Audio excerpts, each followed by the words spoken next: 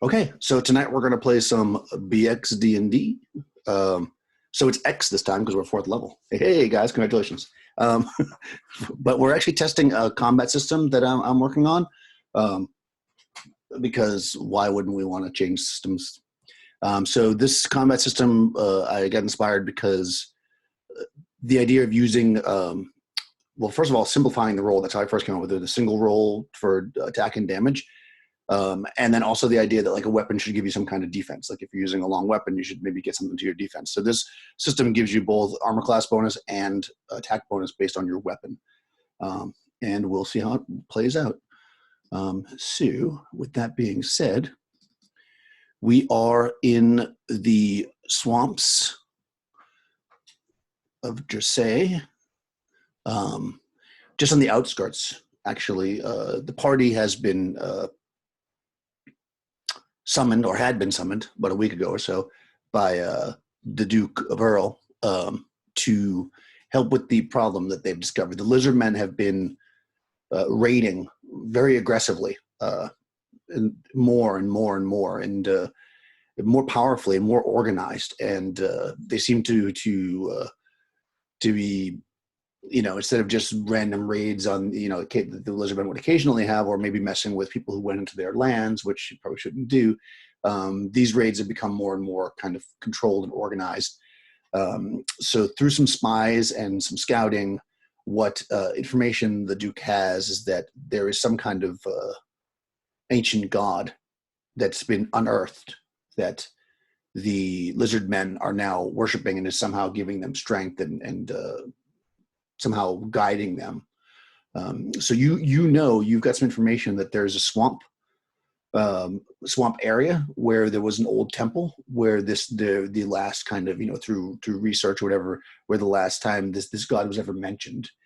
So you've been assigned to kind of as a small elite group to get into this temple and destroy this profane god, and kind of shut down this source of energy for the lizard men, hopefully stopping them before a massive raid happens. Worst case scenario, the army will march, but they don't want to march into the swamps because, all these heavy fighters in plate mail and on war horses and such are not going to fare well in the swamps, and the Duke knows there'll be a lot of lives lost. So you've been offered, a king's ransom, as they say, and a fortune to complete this task. And you've been traveling now for about a week or so with your gear. As we start the adventure, you're kind of you're still in the hill lands. It's kind of open plain kind of hills, and then it kind of starts to get to kind of shrubbery and like small trees as you start to approach the wetter land by the swamps. You're kind of at an outpost that is was a kind of a major trading post, although people aren't using it so much anymore because it's too close to the swamps. Getting your gear together to go in. So before we kind of make that next step, let's intro the characters and we'll kind of go from there. So I guess I'll just start here for me. Tony. The middle-aged human male that you see in the chain shirt and the chain waist that comes down, the chain armor. He's carrying a long sword and a shield. You would think that maybe he would not, he's moving slow, but you notice that he probably has some old injury as he's moving along, but you can tell for his age, he still has his strength and he still has his endurance as he's moving along, walking, and will stop every once in a while if he hears something and he's listening. Make sure it's not a call coming from an enemy giving a call to another one to trap them and set them up. And then he starts back walking again. His face has a few scars on it. His hair is kind of thin and black and long. But he's always good-hearted, which makes up for maybe his physical features that are not so good. But he's moving along and he stops. And he goes, "Did you hear that one? Can you tell me which bird is that one?" He asks to the next character, introduces himself, and that is Peter, better known as the Fox. Excellent. So, Nikki, what kind of bird is that? I think that might be a bluebird, Peter. And you see a blonde, ponytailed woman bouncing a purse of coins in her hand. She seems focused, confident, even cocky. She became a thief more for the thrill and excitement and the money, as she has never lacked for funds in her youth. After hearing about the lizard men in the Dread Swamp, she was known to say, I just need to know one thing, where they are. And I am playing Liara, the thief. Excellent. Well, deep in the swamp, I guess. And let's see, we've got Yang. Well, he says, no, that is a swallow, not a red robin, not a finch, but a swallow, I tell you. And you see a man that's clad in leather armor. He's armed with a shield and a sling that's tucked under his belt. And he looks around. He still has his helmet on, and the visor is actually down. So you wonder whether if he's actually able to see very well. But he claims to identify the bird as a swallow. Yep, that's my character, Artius, the fighter. Excellent. And last but not least, Crystal. Following up the rear is a rather large man, full beard on his face, his hair licked back, smooth. He wears a large reign of armor, and the valor is draped over it with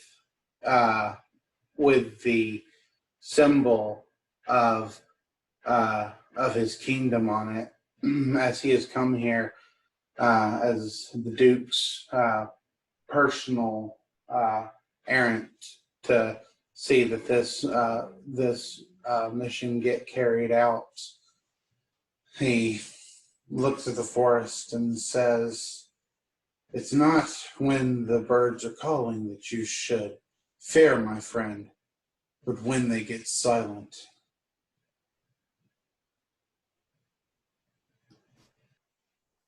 Excellent. Cool. So you guys are basically at this trading post.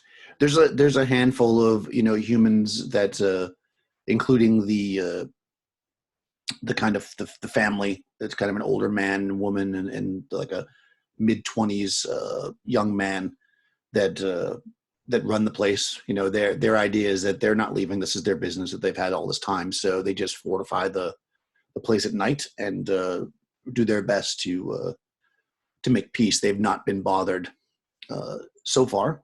It seems that the lizard men have actually been directly assailing military outposts and major trade lanes, which again is some of the strange things, because normally lizard men, if they're going to raid human settlements, they generally go for the first thing they can find, and usually the weakest thing. And that so much has not been the case.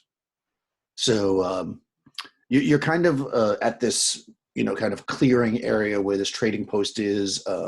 You can look like you're basically, this road's going to north and south. You came up from the south. To the west is basically the swamps, and the swamps themselves are consist primarily of these kind of like shallow waterways that are maybe like a foot and a half to up to. I mean, they could be quite deep in some areas, but generally they're running a foot and a half to 3 foot max. There's the kind of what you would call islands, I guess, like places that aren't really so wet. They kind of jut up all over the place, creating kind of a maze of water and rivers and stuff coming through this. The man Jethro, there's the older gentleman. He says to the party, he says, "Well, there's 2 options really to come through here. You can take some canoes. No other boat's going to be able to get through that water because it's so shallow. A couple of canoes would take the 4 of you. Or you could walk through it. You'll have wet feet if you do that. but you can then go wherever you want instead of having to follow the paths of the water, because those paths are generally what the lizard men will take. Ether looks at the man and he goes, well, I believe the best idea would to be to get those canoes, because I don't believe my rather hefty friend back here in all of his armor is going to be able to walk through that. I think even I would be faster than him. And then he looks at Ardius and he goes, Ardius, my good friend, you may want to take that helm off, because it was a bluebird, my friend. Your hearing is being affected by that helm. Well, are you certain? And then he flips up his visor, and you see a man with a very, twirly, thin mustache. It seems to be fairly well groomed, and he rubs his chin for a second and says, "Perhaps you were right. Yes, but Piotr, are we planning on taking the foot route all the way to this place?" Oh, you definitely need to be listening in. Did you not understand? I just said the best thing would be to take the boats, because that large friend back here behind you, dressed in all that heavy armor, is not going to be able to walk too far in that swamp. I mean, don't get me wrong. I'm strong enough to pull him out of the muck and mire, but I don't want to be doing it more than once, you know. Well, if you say so. All right, my friend. In this outpost, is there any who do armor? We sell some hides and some wooden shields, but nothing more here. Typically, soldiering types are not the ones who frequent this area.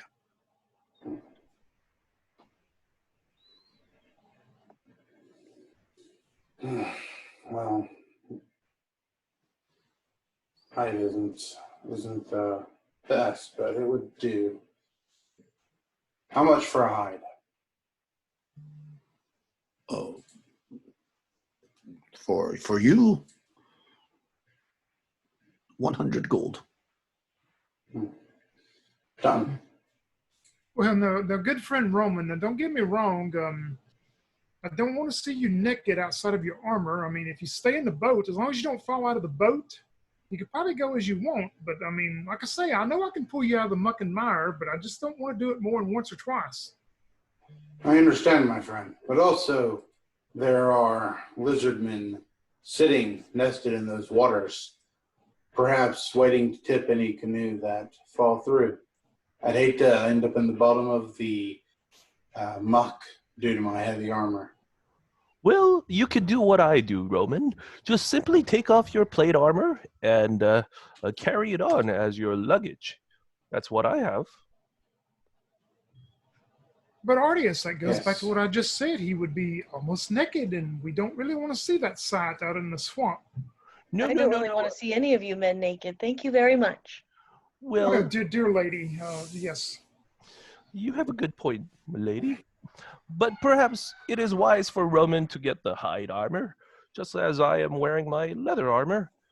And once we're there at the location, we can put on our heavier armor and go on forward. Are we just going to call like hide leather, Daniel? Yeah, the hide's leather. All right. You don't have to worry about the money. Obviously, you can afford it. Yeah. Okay. Yeah, it's pretty well crafted. I mean, you'll need to spend a little bit. Well, he basically has it, it kind of loosely cut, now, and he kind of takes it, and once you strip out of your armor, he'll measure it up on you, and then he'll take it in the back room, and he'll spend a couple hours kind of sewing it together and getting it finished for you as you get the rest of your supplies. Was there anything else you want to do while you're in the trading post? I'd make sure we had plenty of, rations to take with us. If we don't, then make sure we have enough to suffice in the swamp. Okay, yeah, for sure. I mean, you're going to have a couple canoes. So a canoe can hold 6,000 coins, which is about 600 pounds. So 2 people per canoe, you should have plenty of space to put any food or anything like that you want. If there's any supplies, like generic supplies, like rope and stuff, they've got. So, and of course, don't worry about the money for this particular case. We're not going to Yeah, one we shot. had plenty of rope and torches and stuff. I have rope and 6 torches. Mhm. So yeah, you get that done. So yeah, you could switch out, and he can give you some kind of like an oilskin bag to put your armor on if you want. If you want to carry the plate armor on the boat to the location, that's totally done. Sounds good. No problem. Yeah. So as you're kind of getting at the edge of the water, treating this kind of like a maze to keep it as simple as possible, or like a dungeon. You can see that one of the river paths goes off to the north, one to the south, and then one goes directly west. So you can imagine that in between these areas, these kind of like islands, and on these islands are, swamp trees, so like mangrove kind of trees, kind of growing out. With stuff in between, lots of muck kind of built up. You can see little vermin running around in there. Or maybe you see some fish and stuff in the water. It's a pretty active swamp, and it's not in its temperate weather, so it's not super super hot. You're not in the jungle or anything, but it's certainly not cold either. Up here. So which way do you want to go? So I guess we're going to go two people per canoe, I'm assuming. And who's teaming up here? In which direction do you want to go, and in which order? Peter would put him in the canoe with Roman, just in case Roman does fall in. He can get to him first to try to help him. Okay. Looks like I'm riding with you, Ardius. Yes. Well, we shall have interesting conversation while we're on the canoe. I can't wait. Of When he course, said- you when get to he's- row. Yes. When he says that Peter's standing behind him, Liara, and you see Peter pointing at Artis's helmet like at his side of his ears, like you're not going to be able to hear him. Maybe that's for the best. Okay. Awesome. Did you say something? You're fine, dear. You're fine. So which way? Exciting adventurers. Did we have any clue? Did they have any general information they gave us about what direction to go, or not at all? Well, you would think that deeper into the swamp, so to the west, is going to be your best bet.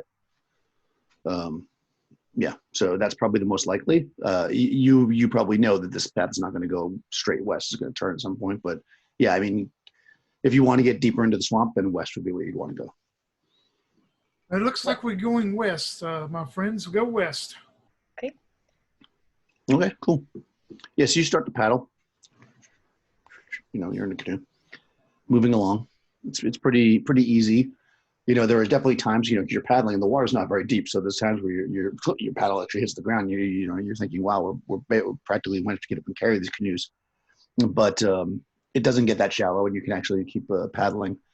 And the path that you're on continues west for about 10 minutes or so of travel. And then it actually turns northward. You can see, like, when you get to this turn, you can kind of see through the clumps of trees all the ways past. There's lots of waterways through, but it's kind of blocked now in front of you. So you've got to, you got to turn to the north if you want to continue in this direction. Turn, Ardius, turn. I think Okay. I'm paddling. I'll turn north. I hear him yell that. And I'll go, all right, I'll turn. Okay, yeah. So you turn to the north. You turn to the north and travel up another 20 or so minutes, and you kind of come up. This is not direct, of course. You're paddling through the swamp. It's getting buggy, and it's kind of, you can just hear the sound of the bugs, and your paddle, your oars just going through the water. It's pretty quiet otherwise. Again, you see some small vermin like kind of run and scatter when they see you, but nothing so big so far. It seems to be, in your vision.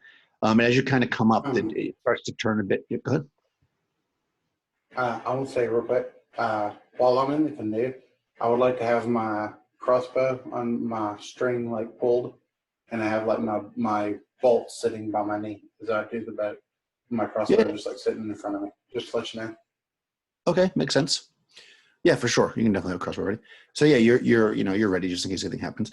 it starts to turn a bit more to the westerly way again, and you kind of encounter what is like a Y intersection. You can either kind of go, they're both going westerly, but either northwesterly or southwesterly would be your options here. Peter, without even thinking, hollers up at Liar, northwest, continue northwest, I believe. Okay. All right. Yeah, so you continue up to the northwest. It travels up another 10 or so minutes of travel through this, and again, it's not a perfectly straight path, and you're kind of motoring through.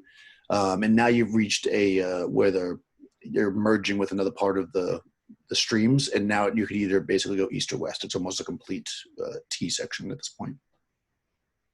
Liar, I say we continue west. I think west. We were told west. All right, so you paddle your canoes around to the west, and you're kind of coming down. It's swirling around a bit, and again, you're getting at this point. You're seeing a little bit more to the north, some more kind of solid land. Like you're starting to see some more trees and stuff, almost like the edge of the swamp. You're not really at it. You have to get out of the canoe basically and walk through some of these broken trees to get to it. But you can actually see the forest to your north as you're kind of traveling west again. And you end up at another intersection. Kind of what it either goes northwest or directly south at this point. West again? Yes. Northwest or directly south? Oh, I'm sorry. Northwest. Okay, sure. Right, Yeah. Peter? You start to paddle, to the northwest, and you end up in what is effectively a dead end. I mean, it's not you're not underground, so it's not a dead end, but it's kind of like a small pond-ish area. There's enough room to turn the canoes around if you want, but you can see that it's lots of these like mangrove trees growing up in every direction and kind of blocking your path. You don't think without getting out of the canoes that you could travel anymore in the direction that you're going. Well, maybe it was the too far west we went. It's possible. I guess we turn around and take the southern path. Okay, sure, yeah. Artius, in the meanwhile, he's standing at the bow of that canoe, kind of looking like George Washington crossing the Delaware. And he's like basically mumbling to himself, and he's saying, "It is said that witches and ducks float, but so do men, so long as they're not wearing plates, and they all burn like wood should they be put to the fire." And then he's just going on mumbling all by himself. Okay. Yeah, so you go down to you're heading south, and you reach kind of a Y intersection. You could go kind of southwest or southeast. The southwest area looks like kind of tight, but you could definitely fit in a canoe. Nothing bigger would go down there, that's for sure. Southeast seems more open. How about we take the more open route, or Liara? Sounds good to me. Less chance of an ambush that way. Okay, Maybe. Yeah. Sure, why not? Yeah, so you go to the southeast, and you're motoring down. We're not really motoring. You're canoeing, I guess. You don't have no motors yet. Yeah, so you're moving down. Oh, interesting. And we do this. Oh, interesting. Okay. Actually. Oh. All right. Lots of interesting things happen. All right, so you're motoring down, and you are surprised by you're kind of coming under this, because of the swamps with these trees kind of hanging over and stuff. So you're kind of going through them and ducking, and you look up and you see these like gross slug-like wormy creatures up in the branches, and they actually apparently you were going so quietly, they weren't really expecting you either. So they're also surprised mechanically. So there will be no surprise round, but they are going to possibly drop onto your boat. So I guess since you're the one in the front there, Liara, go ahead and roll initiative for the party. Okay. They got it too. 4. Okay, you go first. So so they're kind of above you. You guys, everybody, maybe you all look up and notice them because it's like this round, everybody looking.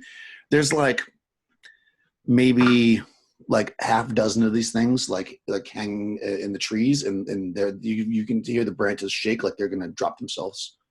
They're basically like sluggy, long, wormy things. So what you want to do? Liara. I want to put my paddle down in the boat and not drop it in the water, and light a torch and try to hold it above my head and try to like scare them away from me with fire. Okay. I mean, yeah, you can put your paddle down and pull a torch out and start to light it, but you won't get all that done in one round. That's for sure. Okay. Not in 10 seconds. Okay, cool. How about I'm just going by boats, make it easier. How about how come I don't have your character's name written down properly? Ardius. Artius, he was mumbling about the duck, and all of a sudden he sees those creatures and says, "The duck!" And he hops down from the bow of the canoe, and he grabs the paddle and starts paddling the other way to Back into the people behind you. Yeah, and then he says, paddle back! Those things are about to drop on us." And then he's paddling back towards your boat, Teothar. Okay, so who's paddling that boat? That would be me, I think. All right, what are you doing? You see the Yeah, others? the fox, when he sees all this and he sees Ardius fixing to ram him, he goes, "Well, give me just a moment. I'm pretty fast sometimes." And then I'm going to yell at Roman and go, "See if you can take one out with a crossbow bolt while I get us out of the way." And then I'll start trying to backpedal and go back the way we're coming. Okay, all right, so he won't smash into you then. Roman. We were traveling. It was dark, right? No, it's not dark. It's kind of like, Oh, okay. it's dark only because you're under the cover of the canopy. It's the daytime. Would we possibly have had a torch lit? I don't think you would sit in a canoe that's made out of stretched hide with a torch lit. Yeah. No. Okay.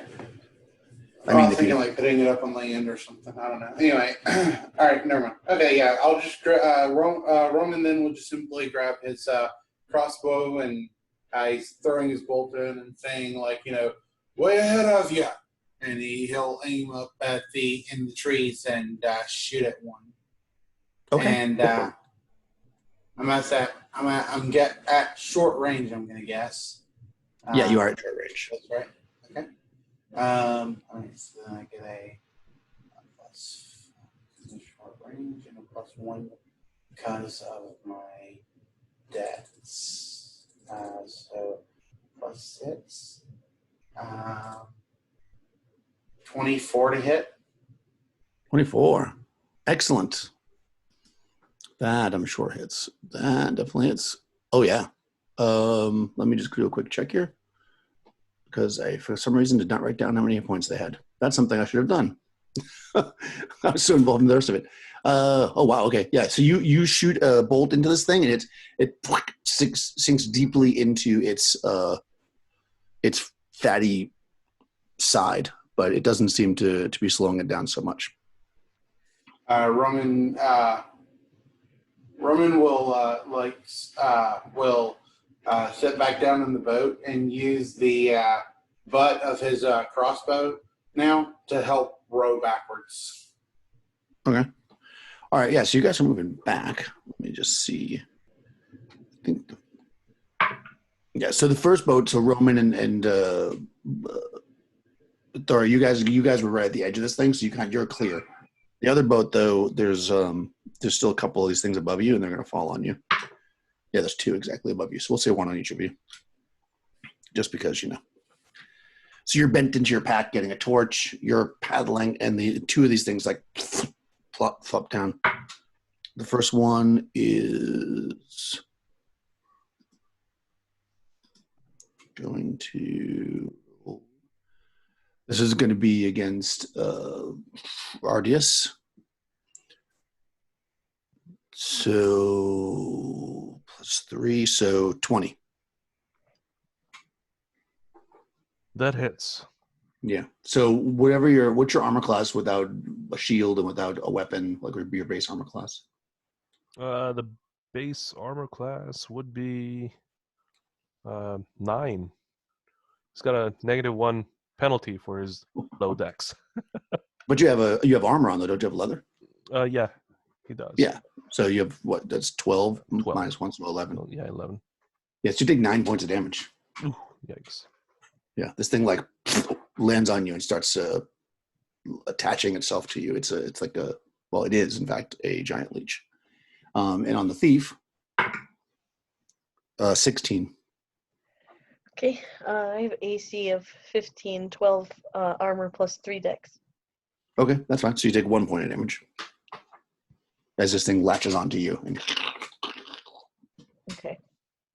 Okay. But you are clear. Like you went past. So some other ones like fell out of the tree, but they splashed into the water. You can see them like swimming. But I mean, you're in a canoe, so you feel pretty safe.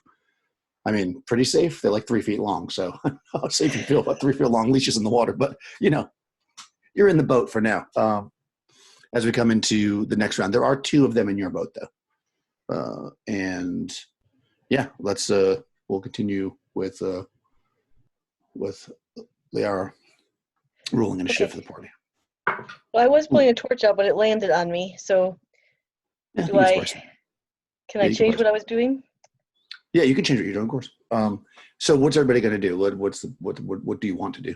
I'm gonna pull out my ration bag and pull out my bag of seasoning salt and pour it over this leech to get it to let go. And I will yell, "Get off me, you slimy! Ugh, gross!" That's what I'm gonna do. Okay, epic. All right, so you're going to get salt out. All right, how about Ardius? You got a leech sucking your blood.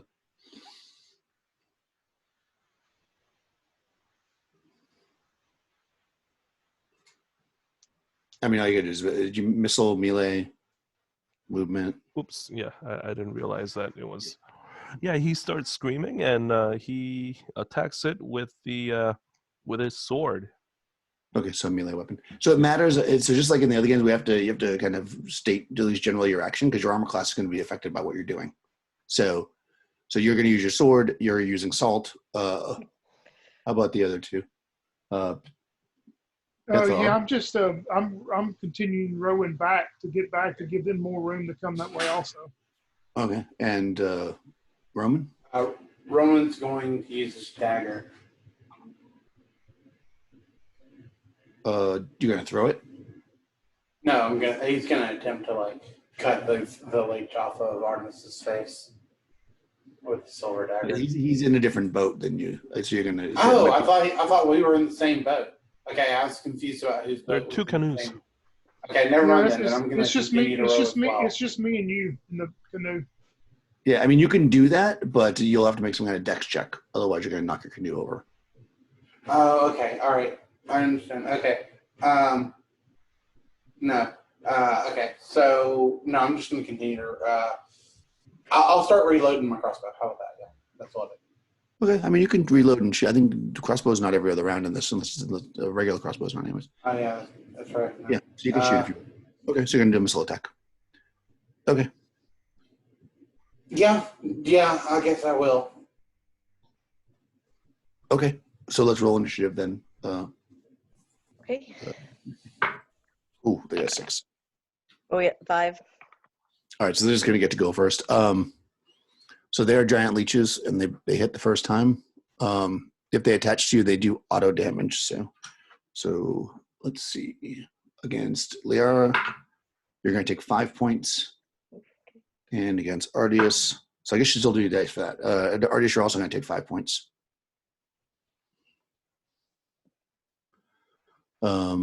Okay, and then I'm just going to. So missile goes first, so you can shoot your crossbow if you'd like. Which one would you like to target? The one on Ardius or the one on Liara?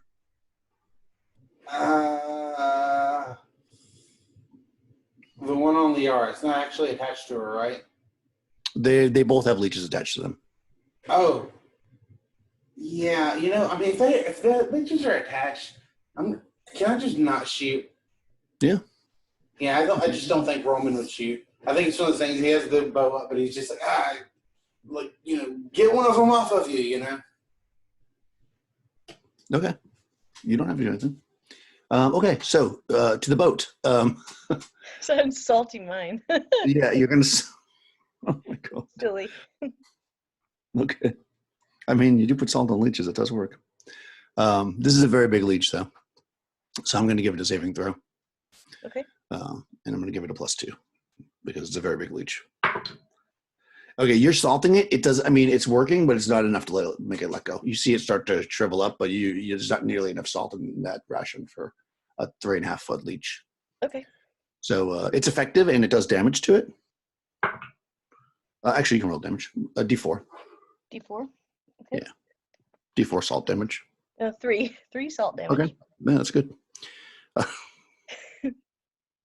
That doesn't happen very often, but that was good. That was very clever. If it had passed the saving throw, if it had failed the saving throw, it would have let go. Okay, so Artis, you've got a leech on you. It is sucking you dry. And he yells at, "It is only but a flesh wound." And he's got a natural 20. My TAB is 9, so that's 29. Oh, 29. Basically, what he's trying to do is he's going to try to, jab it in so that it'll let him go. If he's able to like use that momentum to flip it over into the water, he's going to do that. Yeah. Okay, well, let me just see. So 29. Let me just check its armor class. That misses. No, it's kidding. Let's see how hard it is.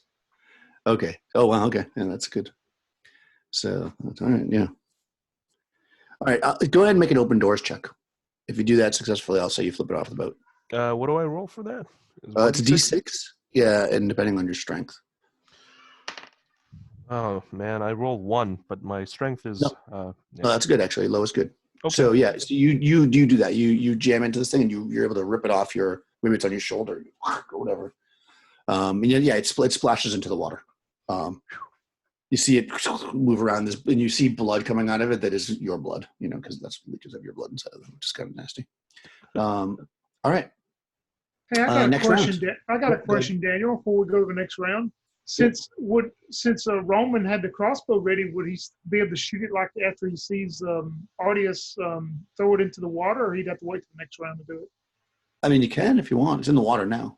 I mean, I was just curious if that, since that actually go through, if he would still be able to do it. I mean, technically, not really, but yes, I would allow that. Sure. I'd be able to do it on the second phase, though, right? Well, there's only one phase in this.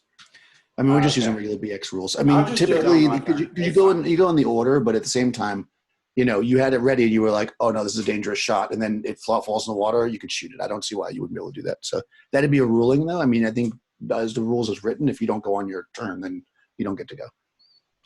So okay, all right, it doesn't matter either way. If you want, but it's up to you. No, it's a good question. I mean, that I would allow it though, just as a general thing. But it's in the water. I mean, it doesn't feel like it. If you want to shoot it, you can. Yeah, I'll do it on my turn. I was thinking about doing it on my turn anyway. I feel like I gave up my turn when I said I didn't shoot. Oh, you can shoot or not. It doesn't matter. It's up to you. But if you don't, then what's so you're gonna shoot it this round? Yeah, I just shot it, but I only got an 8. So there. Okay, that misses. All right, so you shoot an arrow into the water. Okay, so is anybody doing a missile or magic or anything like that, or are you guys just fighting? Are you gonna shoot this round again, Crystal? On the one that's on Liara? On my actual, on my yes. This round. Okay, yeah, I'll go ahead and try one more time. 16 to hit. Well, hold on. Stand by. So you're gonna shoot a missile. Is anybody doing anything else? That's not paddling. I'm still just paddling. Okay. Okay. Yeah, I guess you're getting some distance from them because they stopped paddling because they were fighting. But so you're probably in medium range now, Crystal. Just so you know. Okay, so let's roll initiative, Lara. Okay. 4. Ooh, 5. Oof. It's going first. So it's on you, right? It's stuck in your blood, so it's just going to do auto damage. Ooh, only 1 point though. Well, that's not too bad. It got a good drink the last round. So this round it was like. And it is all salty now, so. Right. The salt. Yeah, the salt is probably affecting it. So now you can go ahead and shoot. So 16 was your die roll, or was that a total? That was a total, so 15 is the total since I'm not medium. Yeah, that would miss. So you shoot it and it skims past the creature, bouncing off its blubbery side. Roman's paddling, so I guess we have Artius. Your friend is being sucked dry by a leech in the boat. Lyra, look out! I shall sever its head or foot or whatever. And he swings, and with um, bonus of 9, he hits armor class 14. 14, no. Okay, so yeah, you swing and that misses altogether. You're probably trying to be careful, and she's probably floundering with this thing. Okay, next round. Can I try something? I don't think I got to Yeah, go back. yeah, you didn't get to go. I'm sorry. Did I skip you? I will pull my dagger Yep. and try to pry it off my arm or wherever it is. Yeah, I mean, if you want to take it off, just mechanically, it doesn't let go until it's dead, technically. So you need to do enough damage and then also make a test, but do enough damage first. Okay, we'll see if I can stab it without stabbing myself. Where's the plus? 16? 16 does not hit it. No. Okay. You're trying to be careful to not cut yourself, and you just can't get the dagger in the right spot. Okay, but roll initiative again because it's the next round. And hopefully, they got a 6. I also got a 6. Oh, okay. We'll do simultaneous, but you can go first. But just if you kill it or whatever, it's still going to do damage. Okay. I'll let you go first, just because you might die. Right. 18 plus 26. 26. Okay, yeah, that's good. That's good. All right, so yeah, go ahead and make a open doors check. Okay. 3, which makes it And what's your strength? It does make it? 17. So yes. Oh, wow, you're strong. Okay, yeah. Yeah. You cut into this thing and chuck it into the water, and it splashes in there bloody. Did you want to shoot it with your crossbow, Crystal? Or no? Yeah, he'll go ahead and give it another try. Okay, go for it. And You're try and medium. shoot this one instead. Even though he sees that it being underwater makes it a lot harder. 21. Yeah, that is. Yeah, so your bolt sticks into this thing, and then it kind of goes whoosh, and goes under deeper. Afraid of dying, basically. Yeah, it's probably like he had his crossbow loaded and was aiming again, trying to get a good hit, and then as soon as she chucks it off while it's in the air, he's like, whoosh. Nice. Well done. Yeah, so this thing splashes in the water, and you guys you're looking at the water maybe as you're paddling. If you're continuing north, back the way you came, they don't seem to follow you. You see the water rustling down there, and then after a little bit, it seems to calm down. So you're not sure if they're just under the water or where they are, but they didn't seem to make any effort to get back in the boat or whatever. Well, I guess we should have taken the narrow passage. I guess so. And then you see Artius looking mighty pale. Here, let me take the paddle. Artius, you sit down, Artius. Let me take the paddle. I'll paddle now. And he looks a lot thinner too. Oh, you know what we didn't do? Which is, I forgot to give you guys magic items. I just realized that. All right. So you're rowing, and then a fairy godmother appears.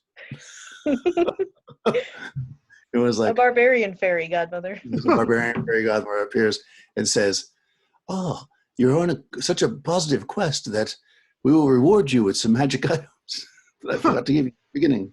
So let's just do that now quickly, because you probably will need them." That just reminded me, because you might have got something that would heal. Although nobody is a cleric. I like when you don't play clerics, because I don't like healing. Flashback. I'm anti-healing. All right, so magic items. I'm just going to go into those quickly. We'll do this.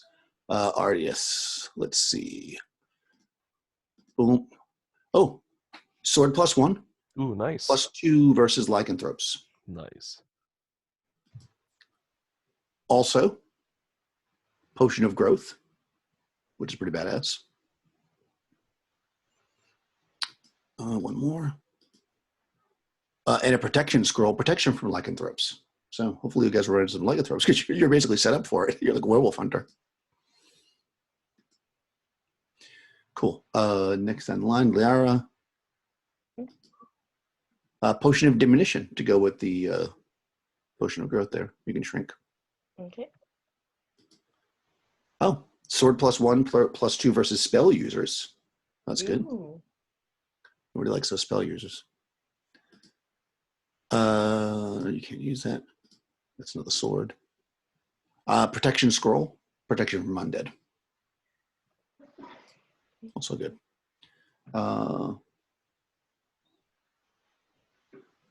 Roman.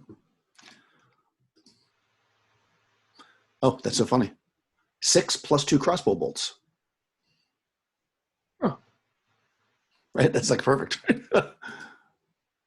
Oh. You can retcon your plate, I guess, because you got chainmail plus 2, which I think is better than plate. Oh, can't use a spell scroll. Oh, man. Okay. Here we go. And a Sentinel sword, of course. Why wouldn't there be? It's lawful. I'm assuming you are too. But if you're not, you can just make it whatever you are. I'm going to send you the stats. Boom. Oh.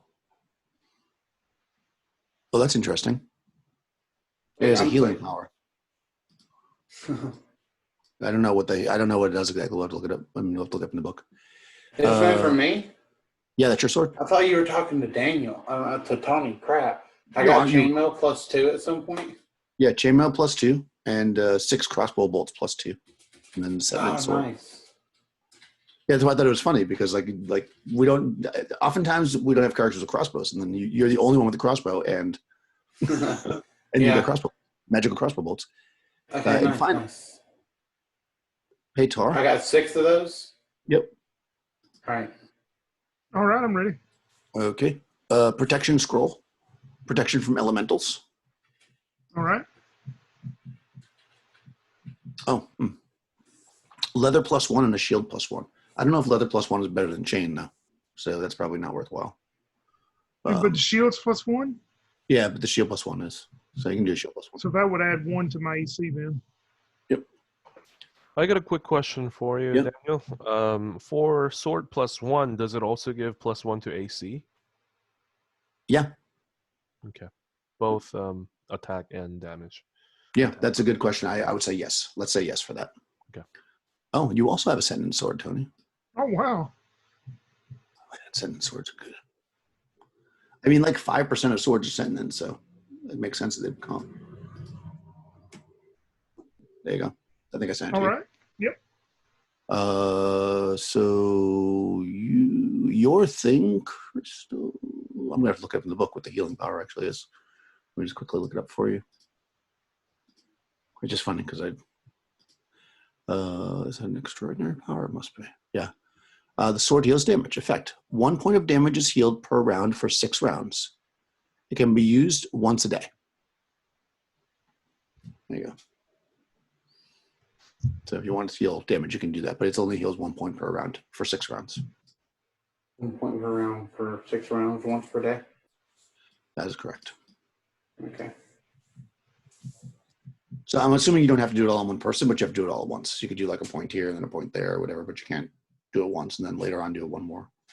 That's how I would interpret that anyways. Okay. Well, right now we're in a canoe in the water, so Roman can't do anything. Oh yeah. I'm not saying you should do it now. So perfect. So then the clouds, the mist fades and the fairy barbarian is gone, and you find yourself back in the swamp. So you're back at that kind of intersection where you went southeast. You could go southwest, but it's a much tighter way to go.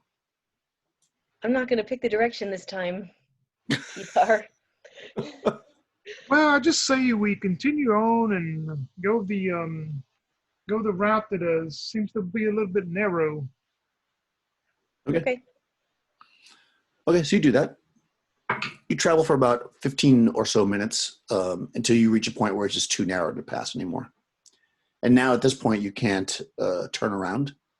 So you're going to have to switch positions. So the boat that was in the back is now going to have to be in the front if you want to go back. Or you can get out of the boats, I suppose, and walk. You do see that probably like 150 yards through this like tangle of tree roots and stuff that you can't really get through. You do see that it looks like it opens up into a larger body of water, but you can't get through it from here, not without leaving the boats. You'd have to go back if you want to keep the boats. Well, let me lead us out of here, I guess. Yes, I shall help as well. Oh yeah, yeah, for sure. So you go back. You turn around. You start heading back through the that tight path again. About another 10 or so minutes goes by, and you end up now at an intersection where if you were to go basically southeast, that's where you encounter those giant leeches, or you could go north, basically, which is where you came from. So you're going back, essentially where you stood. You kind of going back around. So if you want to avoid that dangerous section, you basically have to just forego this direction that you've taken and go back, and probably lose the last hour or so of travel. Are the leeches still there? I mean, you can't really see them unless you get up underneath it because they're kind of in trees. You don't see any. Okay, Artius is gonna, take out his sling. Within the visible range, he's gonna hit the branch to see whether if these things fall down. Oh, okay, good, smart. No, nothing falls down. Okay. He says, perhaps these leeches have moved on to a different place. Could you bring the boat a little closer so that I could have a better look? And he takes out his shield and he's got it like an umbrella over him. I kind of inch forward in the boat, kind of get closer. Okay, yes, you guys switch back around, so now you're in front. Yeah, so you come up, with he's got the shield kind of looking, and you can see the area. I mean, you clearly noticed where they were because it was like that surprise round where you guys were both like, in that whole like area of branches where they were. There's nothing there. They're all gone. He says, well, they seem to be gone. We could just simply row on ahead. Well, move on forward. Raise your helm, though, so you can see a little bit better. So he's got that shield over him like an umbrella. On the other hand, he's got the, sling stone already knocked in there, and he's swinging the thing. So he's ready to let it loose should he see one. You don't like them. That's for sure. All right, cool.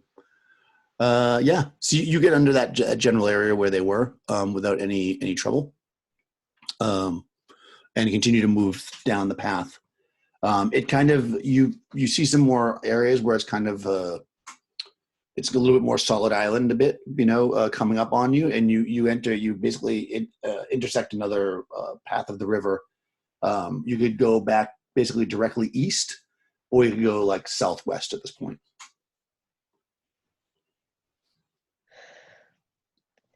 Yell back, what do you think, Peter? Or anybody? I think we should go maybe eastward this time. If we keep going back to the south, we may come back in the area we just come from. I say go east. But then again, if we travel west, we'd be traveling deeper into the jungle. That is where we do want to go, yes?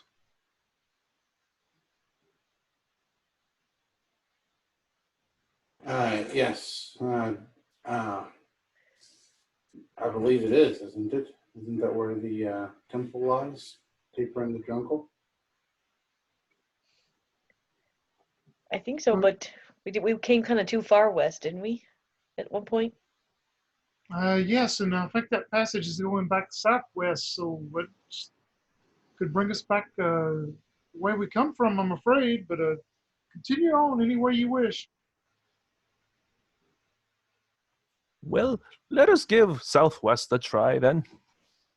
All right, I'll paddle that way. Okay, yeah. So you continue. You hit this thing. You kind of basically make a right, and you're going down the southwest, and you can actually tell. With your strokes, you're actually being able to go a little faster because the water's deeper here. I mean, I don't know if you want to test it or not, but you know that you're getting like a full paddle in there, so it's at least a couple, maybe 2.5 feet deep or so.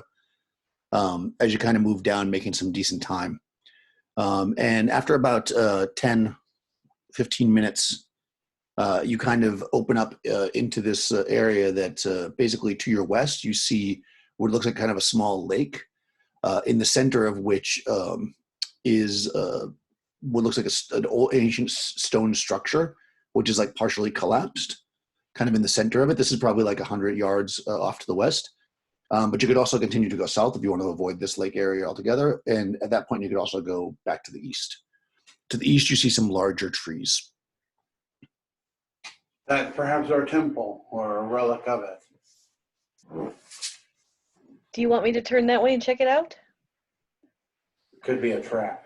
What do you think? This-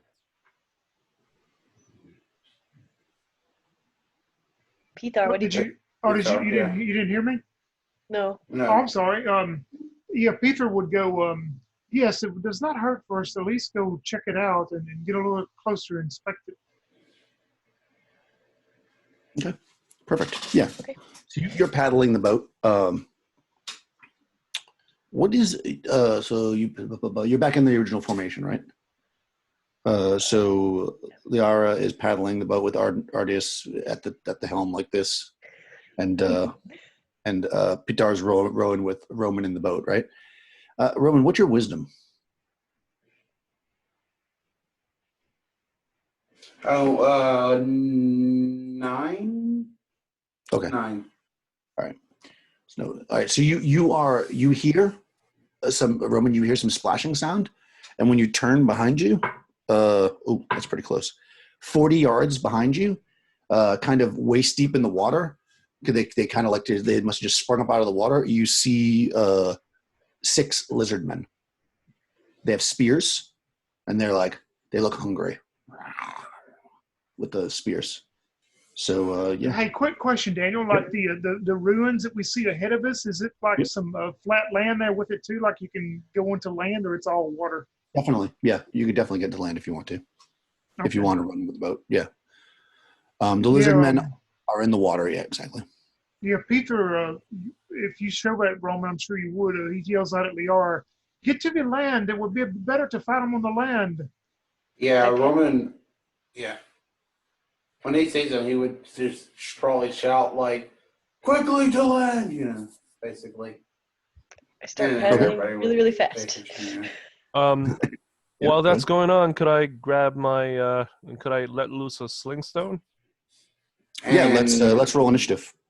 And Roman would like to let loose a missile bolt, and I'm going to use a +2 missile bolt. Oh, nice. Okay. So let's since you're the closest to them, Roman, I'll have you roll initiative this time. So D6 for the party. 3 for the lizard men. Oh, okay, they're gonna go first. Okay, they can get to you because even though you're gonna row, you're rowing on your turn basically. Actually, let me check to see how fast the canoe is. That's what I meant to do. Because obviously you're not stopped; you're already moving. So I'm gonna do a little. Let's see. I'm looking for the vehicles and mounts. Here we go. Water vessels. You're in a canoe. A canoe's movement is. Oh, okay. It's fast. It's not that fast though. So okay, even though you're moving, the lizard men, being that there's only 40 yards, I should say, between you guys, they move up on the boats really quickly, unfortunately. And they're gonna. There's 4 of you, right? So, oh, actually, the other boat will be ahead. I'm gonna say they're only going to attack the back boat. So 3 on each of you in the back boat, because that makes more sense for them to do. It sucks being in the back, although it sucked being in the front before. So I guess Right. there's no winning there. All right, so in the back we've got Pitar. So 3 of these lizard men are going to try to jam you with their spears, and they say, "We know what's for dinner," and they try to stab you. Lizard men, where are your stats? +6. Okay, so first one, that's going to be an 11. So as far as armor right now, it would just be my chain, right? Because I mean, I'm definitely don't have my shield out, and I don't have no sword out. I'm paddling, so it just have to be my. Yeah, you can apply your dex if you have it, just because you'd probably dodge if you That's can. a -1, so it's 13. Then my AC will be 13. Okay. All right, so that misses because that was an 11. Okay, that is a 17, so it'll take 4 points of damage. All right. And the third one rolled a 20. This is a good thing it's a Vorpal spear. Yeah. That's not good though. 20 plus 6 is 26. 26 Woo! damage. No, 26. No, 26 is the total. Subtract your AC from it, which is 13, so 13 points. Oh wow. Okay. Still a lot. I'm still up. Holy cow, that's a lot of damage. Well, this is swingy. Let's see how this goes. All right. Okay. This is what we do. All right. 3 on the knight errant.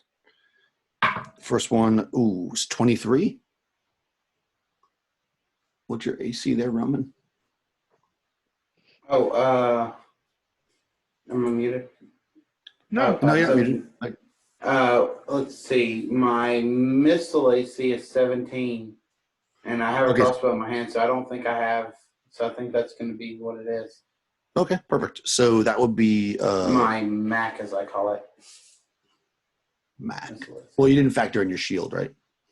I don't Okay. have a shield. Okay, right. So they rolled 17, so 6 points for the first guy. Well, these guys are terrible.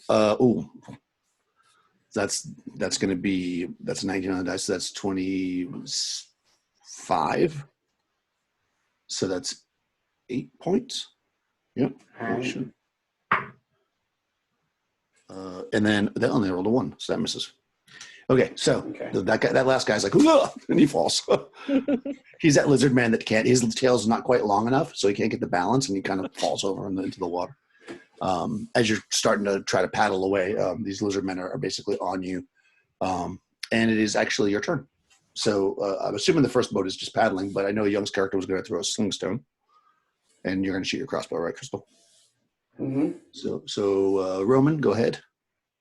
Do I get a penalty for shooting them so close up? No, you can shoot the guy that rolled a 1 because he didn't quite make it to the boat. Okay, cool. Let me just roll see what I get to hit first. 14 to hit. Probably gonna miss, right? 14 does not hit the lizard man. No. Oh wait. It'd actually be 16 because I got a +2 on my. I got a +2 bolt. Oh, nice. No, still not. Yeah, that makes a difference. Everything adds up. And the sling stone from our other fighter. Lots of fighters today. Yep. He yells, steer starboard. And that's 18 plus 7. That is 25 on the one nice. that's attacking Piotr. Okay. Cool. Let me get their hit points. Sorry.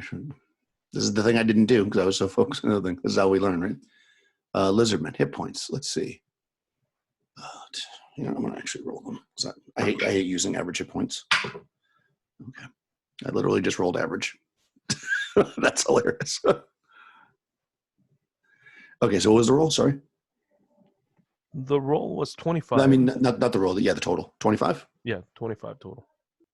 Okay. So their AC actually, that's true. I just realized I didn't put down their AC against missile weapons, which is lower. So you also shot a missile, right, Crystal? So you may have hit them. Sorry. Yes, I did. Yeah, because their AC would be 6 less, so their AC would be probably 16 against missile. And you rolled. Which I rolled a 16, so that'd be a crit.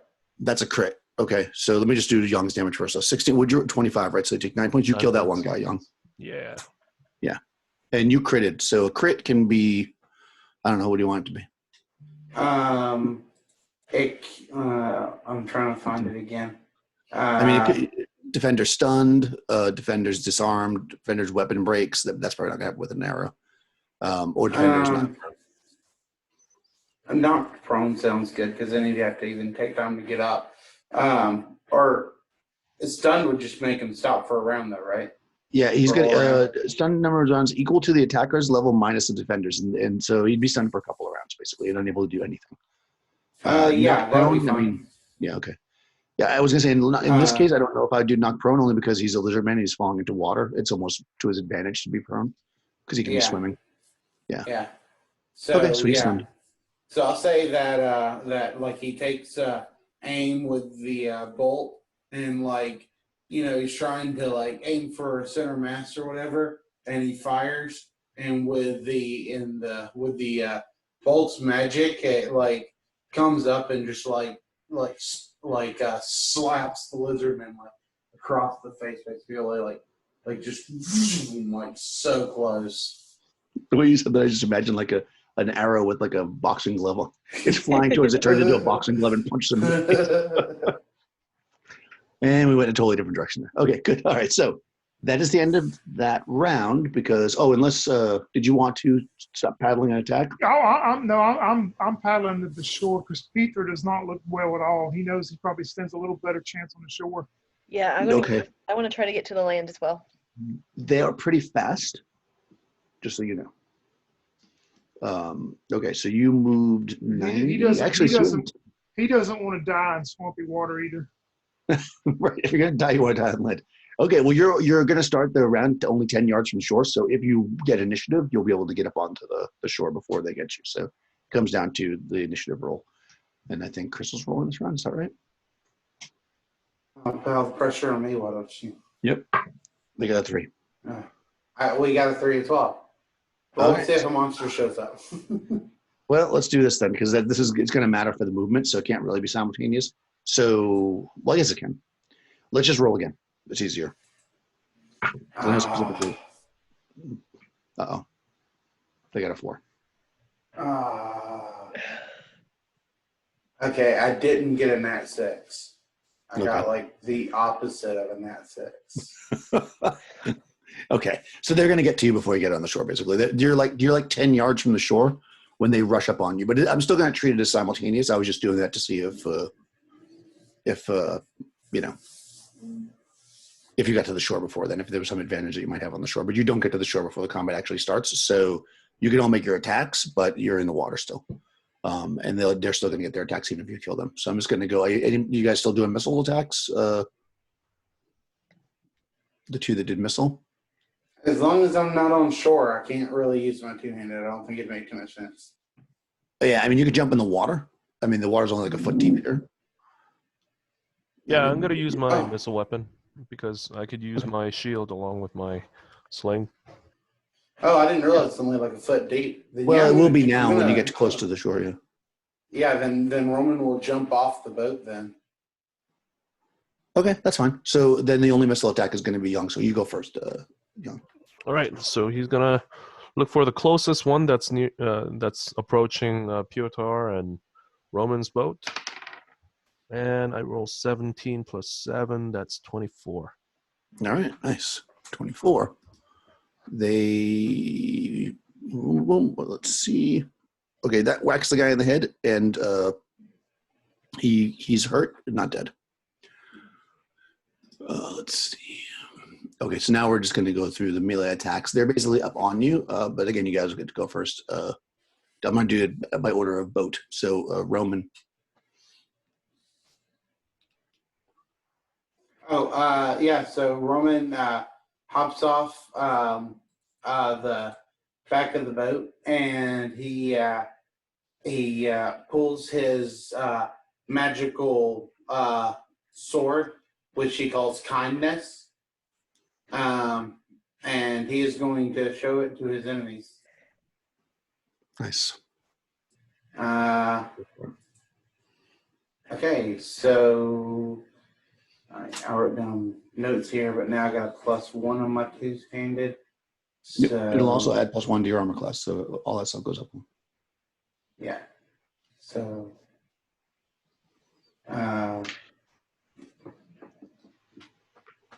so 31 to hit. Oh, Jesus Christ.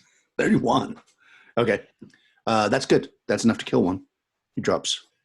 So, yeah, he says, he like brings his sword out and like just like slings it right across this lizardman's belly, and he says, my mentor always said you should kill your enemies with kindness. Lizardman not being able to speak common doesn't get the joke, but that's okay. So Peter, He's just trying to row to get to the land. you don't want to attack them. They're on top of you. You're 10 yards away from the land at this point. No, I mean because if he Okay. drops the paddle, then he's gonna have to grab his sword and all that out. So now his whole goal is to get the land. Okay, you paddle. Liara. Are they on top of me? They might be. They have enough movement to get to you, yes. Okay. I'm gonna pull out that new sword I got. Because that'll up my AC. Mm-hmm. And if there's one next to me, I'll try to attack it. I'll drop the Okay. paddle in the boat and say, "Hold on, Ardius," and try to attack. Okay, you can definitely do that. Yeah, the water's not that deep, so even if you tip it over, it's not going to be. I mean, you might Yeah. lose some of your gear, I guess. Well, I Are you jumping out of the boat, or you're just going to swim while you're in the boat? think I'm gonna get out of the boat. It's only like Okay. a foot deep, you said, right? I'm pretty Yeah, dexy. that's fine. Okay, I'm gonna try it with the sword. We'll see how this works. All right. Okay, so that the sword is +5. That would be 17 to hit. 17 does not hit the lizard man with it. It fends you off with its spear. Okay, but I'm holding the sword now. Nice. Okay. So there is actually one lizard man on each of you except for Peter, because Peter's lizard man was killed by. No, I'm sorry. Roman. Roman killed his lizard man. Everybody else has one on them. There's one more, but it's stunned still. It's out like in the water. So the first lizard man that got a sling stone in his face charges forward at Ardius with a 23. That does 3 points of damage on him. My current AC is 20. Okay. Excellent. So he jams into you a little bit or knocks you back, stuns you a bit. The next lizard man is going to go after Peter. 21. I'm still at 13, I guess, because I don't have anything out. I'm trying to paddle. So Yeah, you just get your regular armor class going on. So that does me for 8 points, right? No. You said a 21? Yeah. That'd put me at 0 exactly. 21, yeah. Yeah, I'm at 0 HP. Aren't you wearing chainmail? Yeah. Which is 14, but I got a -1 to dex. Oh, that's what you have a -1. Sorry. I feel like chainmail should be higher than that. No, I guess not. That seems right. Okay, cool. Well, okay, we're really learning that the not having a weapon in your hand is really, really. So I tumble out of a canoe face first into the water where I didn't want to be. Oh no! Oh no! Oh no! All right, splash down at 0 hit points. Sorry, we'll do like a are you dead kind of thing in the second once we go through the rest of it. And one more is going to attack the last of you, which is our thief with a 16. Nope, I have my sword, so my armor class is 20. Nice. Right, plus All right. 5. Yeah. Yeah, so you fend off the raging lizard man with your sword. That's 2 rounds of stun. So there's one more lizard man out in the water. Let's see what is going on with Tony's character, though. Let's take a quick second here. We're going to use the injury versus death. Oh, do I have the one-shot one? I don't have the one-shot. Okay, so we'll use the regular one.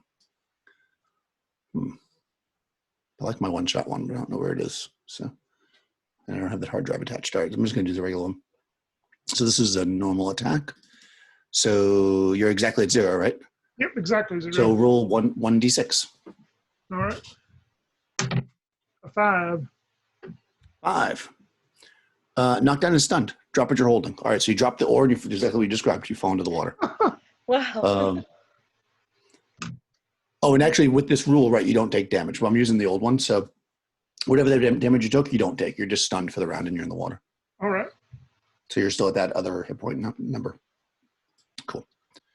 Okay, this is the point of the game where I have a lot of screens open for some reason, and something that's supposed to be simple. All right, that's that entire round, I guess. So now we're currently looking at 4 lizard men, one of which is about 90 or so yards away from you guys. You're about 10 yards away from the shore. There's 3 lizard men directly in conflict with you guys, though, at that point. So everybody is, well, actually, I think Young's character still has a missile weapon out, but it might be tough for you to use a missile unless you're going to use it against the creature that's far away.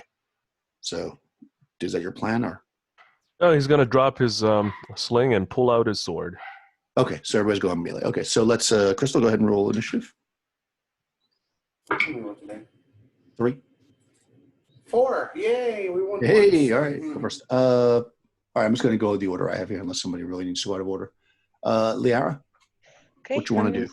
I'm gonna swing. If there's one near me, I want to use that sword.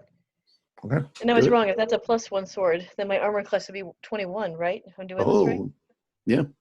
Okay. Okay. Let's see if that one will hit him. Plus 5, 8, plus 20 total. 20. That does not hit. He blocks it back with the spear. Okay. All right. Well, it's weird to not hit with such high numbers in BX. All right.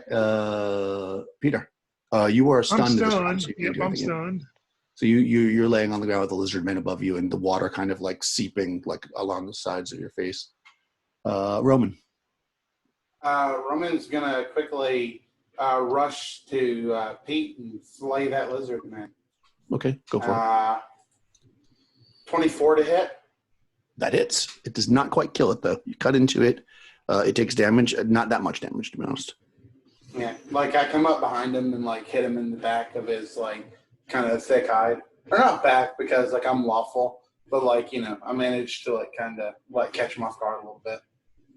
Yeah, he basically blocks part of it with the spear, and the weapon slides down the spear and cuts his hand a little bit. He didn't do that much damage. You could tell that wasn't much.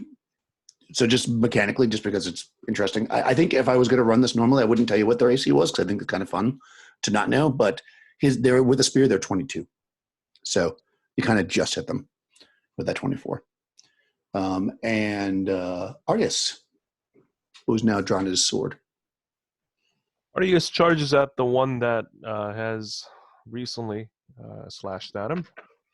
Mhm. That one's still standing, right? Yep. Okay, yeah, he's gonna slash at him. I do 17. 17 does not hit. Blocks it back with a spear. Spears are good weapons. All right, we're learning to see that video you sent, Young. It's your fault. All right, they're gonna get to go now. So, being now this guy's engaged, he's not going to bother stabbing Peter on the ground because you're stunned. He doesn't know how long you're stunned for. So they're each going to turn around and attack the characters that are attacking. The other lizard man that was far away and stunned before is now running towards you, but it'll take his whole round to get there. So first against Liara. Okay. 17. Nope. Misses. Next against Artis. 7 misses. That was a 1. And next against Roman. Okay, that is 21. That still might miss you. I'm not sure. What's your AC, Roman, currently? Roman, my AC is with my two-handed sword 23. Okay, yeah, misses. You block it back with your sword. All right, cool. Into the next round. I'm assuming everybody's meleeing. Melee, yep. Okay. Crystal, initiative, please. 4. Okay. Also 4. Okay, simultaneous. You're on the ground, Tony, stunned and prone. You don't have your weapon in your hand, but you can pick it up. I was going to say he's going to when he sees that Roman's there, he's going to yell out at Roman, "I'll take care of him until I get my senses back." He's going to start pulling their canoe on shore, to save their supplies. Okay, yeah, good. I was going to say, actually, right, you didn't drop your sword because you had dropped the paddle, and you probably dropped it in the canoe. Okay. So anyways, simultaneous. You guys can go first, but they're just going to still get to attack you if they're dead. So, Liara? Okay. I'll swipe at the guy who's trying to spear me. Oh. Okay, let's see if this. Oh, you would use it. 14 plus 19 plus 2. So that is going to be this time a 22. 14 plus 22, that's a critical hit. So you can make a choice. Well, you can also just describe something that seems reasonable. If it seems reasonable, then it'll happen. But you could disarm him. You could knock him prone, which probably isn't a good idea in the water. You could stun him for it'll be a couple of rounds actually, based on your level, or you could break his weapon. Because in this case, because he's using a spear, you could break it. If it was like if you're using a sword, you couldn't break it clearly because you can't just break a sword. I'd like to break his weapon. Bring my sword down and just break his spear in half. All right. So you smash his spear in half. Okay. He is no longer has a spear, which affects his armor class too, which is good. He looks sad. Sad lizard man. Sad lizard man. Pierre's moving the boat to the shore. Artius. He's gonna swing at the one that just lost his spear and say, "Oh, okay." Yeah, he's gonna say, "Oh, well done, Lyra, and I shall finish this fellow." Oh no! I dropped my dice. Oh. Let me just roll a new one. I can't even find where it is. There we go. Oh, 15 plus 10, that's 25. Oh yeah, that obliterates that guy. All right, Artius. Yeah. Yes. Yeah, that does 9 points. That kills him. The one that was fighting you was the one that was injured. So he's kind of maybe relieved that you didn't stab him and stabbed the other guy instead. And finally, Roman. Roman, seeing that by some miracle, Pethar is still alive, is basically trying to distract the lizard man, and he hits him with a 24, and basically, like, even though I'm attacking with my tunic sword just for flavor, Mosaic basically kicks him back, trying to keep his attention to fighting him. Okay, fair enough. Yeah, you bash him basically with it instead of with your body and the sword. Doing 2 points. It's still standing pretty strong. The other one that was stunned before is now joined the melee. There is one's dead. So there's still 3 of them. Peter has now moved the boat about 10 yards away onto the shore. Into the next round. Crystal initiative. 4. 3 this time. Okay, they're going to go first. All right, so first one, the one that was injured that you turned your back on is going to charge at you, Artius. Whoosh, 16, 22. He takes 2 points of damage. My current AC is 20. All right, yeah, so he sneaks up behind you and stabs you, or charges at you and stabs you. And the one that's on Roman, it continues to fight you with a 23. No, 24. All right. Boom, you block it away. And that fresh one that was stunned before comes charging up at our thief. I'm missing terribly. He's a little over anxious. Okay, it's on you guys now.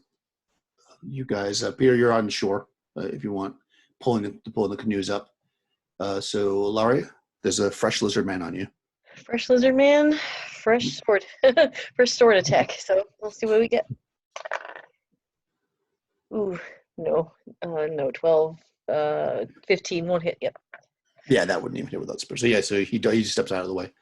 Artius. Artius is gonna pull out his dagger. He's gonna drop his sword and pull out his dagger and chuck at the guy that's trying to attack him. Oh, okay. Is he all right. Okay, so he's short range, yeah. Yeah. So he throws. And with that is 18 to hit. Yeah, that hits for 2 points. It doesn't kill him though. Yeah. Dagger sticks into him. He's got his spear and he obviously can't block a dagger. And it sticks into him. He staggers back, but he's still standing. And fresh lizard man, right? No, that's all of them. No, Roman didn't go. Roman. I don't know why I didn't.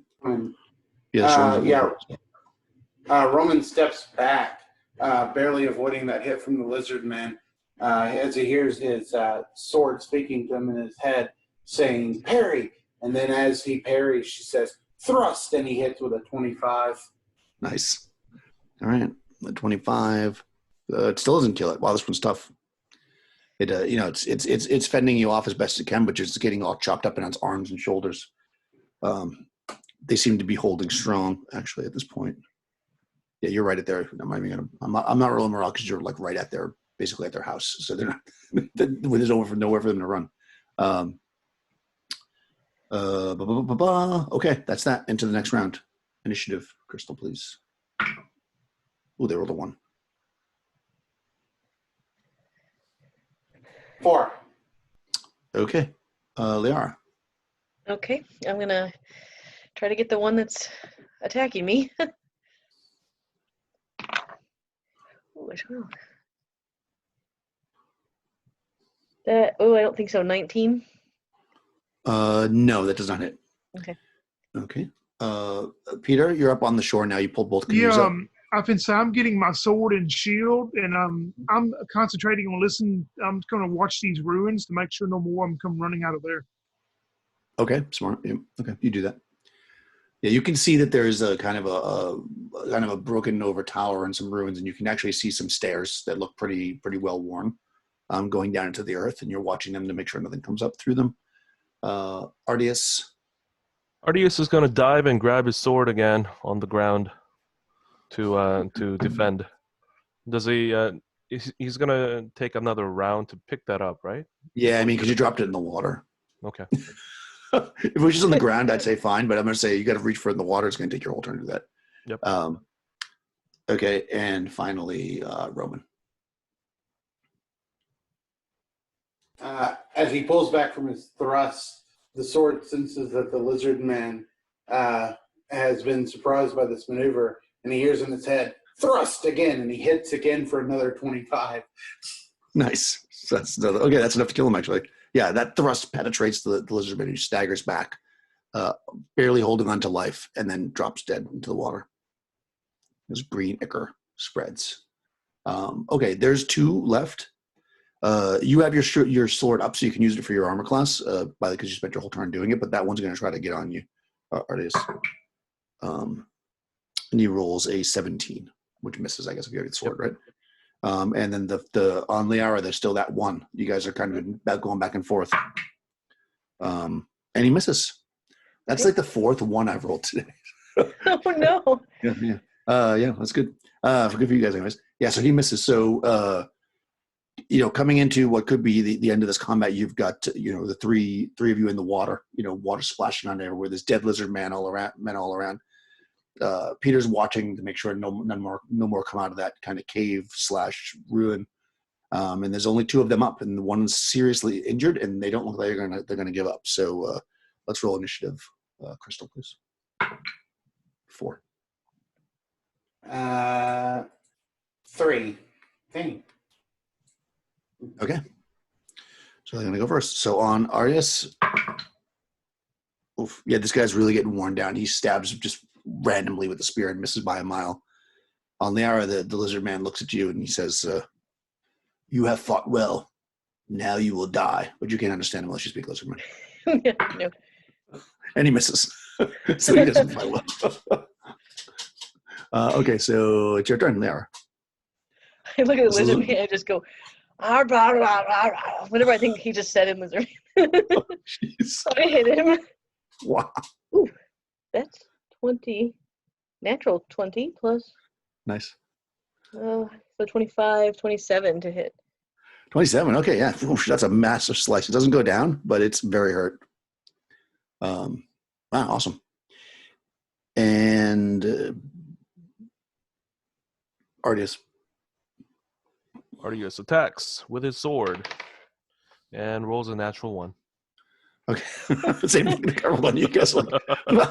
Well, you're both getting tired. And Roman, you see this combat going on. Both of your party members are valiantly fighting off lizard men. Are they both about the same distance? Yep. Okay, then Roman, knowing that Liara is not really a fighter per se, will rush to help her. And, he'll come in. He comes in and swings his sword with a 22 to hit. Okay, Which that's I a believe crit. will be a critical, right? Yep. Yep. So, yeah, So he's coming in with his sword, and he says, and he holds his sword up and says some magical incantation type thing, and the sword like just this once in a blue moon thing it does where it lights up, and the lizardman is just stunned as this magic just blows his mind. Okay, so you're going to stun him again? That's funny. That's the same one that was stunned before by you.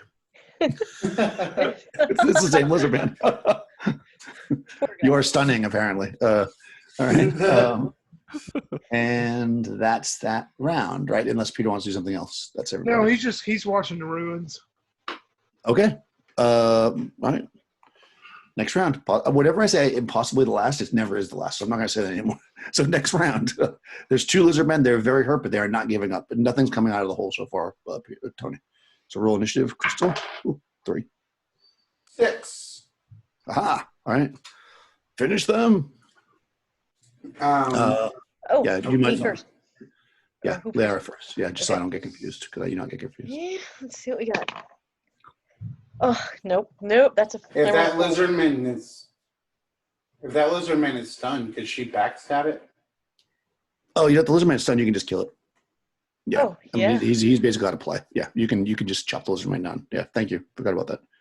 Yeah, thanks. I forgot to. Okay, yeah. So you chop down the lizardman, and then we come around to Artius facing off against your foe.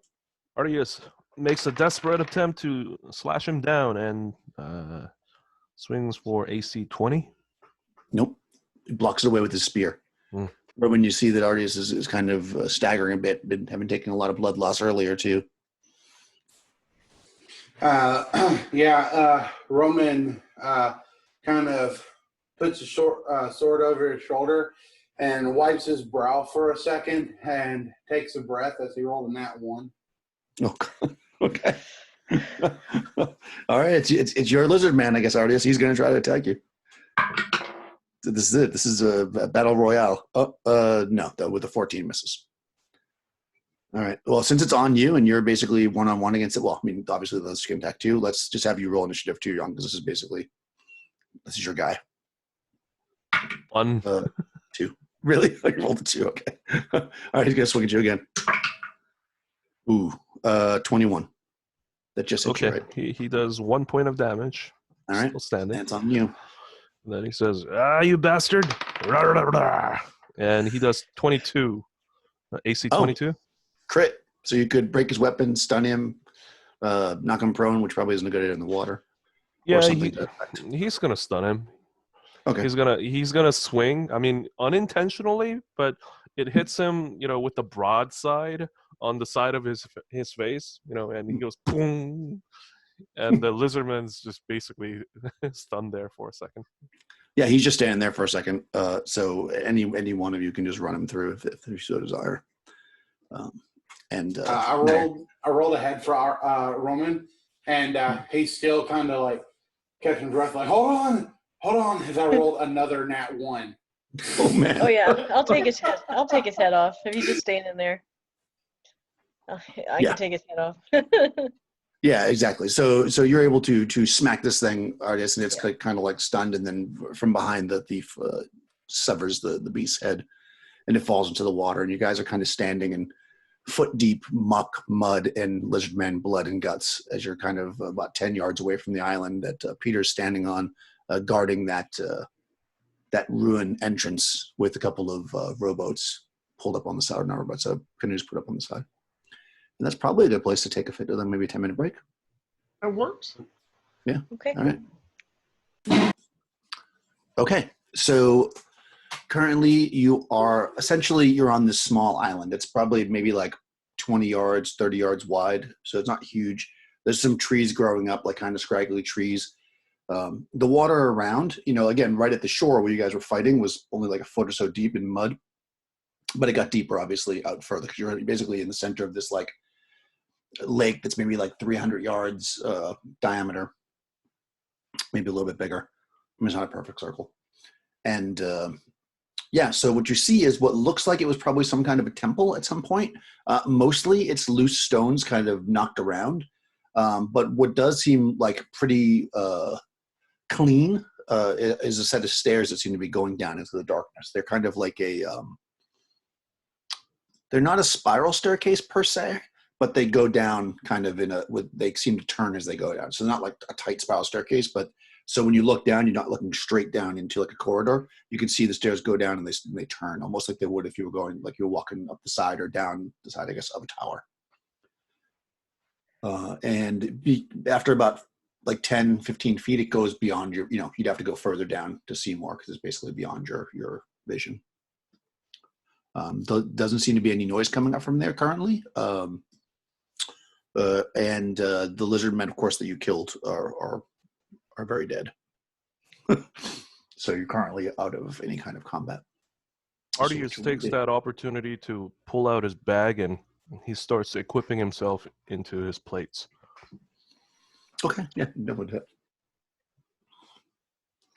Yeah, so you take 10, 15 minutes to armor yourselves up. You're keeping a guard. Nothing comes and attacks you as you get dressed. Who's the most injured? I'm not doing well at all. We can tell each other HP. It's okay. I'm holding steady at 4 hit points. Nice. Oh, well, I'm Nice. doing a little bit better than Artius then. VR, what are you at? Oh, I'm okay. I'm at 13. Okay. Oh, the thief has the most hit Alright. points. The lizardman didn't hit me. Pethar, you're what, 8? Yep. All right. And Artemis is at 4. Okay. I'm going to give Artemis 4 hit points from my sword, and I'll give Pethar 2 hit points from it. All right. You feel So the I pull energy. my sword and I say, lady who blesses the sword within, be kind unto my friends. And I hold the sword and I basically tap Pethar's shoulder, kind of like knighting him, and do the same with Artemis, and the healing energies flow from it. Well, thank you, big friend. Be sure and cinch your good armor on good because you're probably going to need it. I feel a lot better. Thank you, Roman. You have saved my life once more. Yes. Well, let us hold strong together. There is no telling what evil lies for us within this structure, but with the kindness of the lady that resides in my sword, I feel we shall be able to slay it together. Indeed. And that was quite the teamwork, Liara. I Yes. kill one of yours and you kill one of mine. You can fight by my side anytime, Artius. Thank you.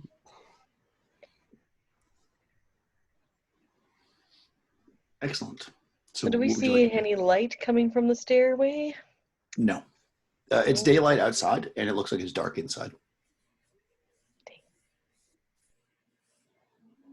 Is there anywhere we could maybe not hide the canoes, but hide our supplies? If Lizard Man did come up there, they could probably see the canoes, but they wouldn't be able to find our supplies.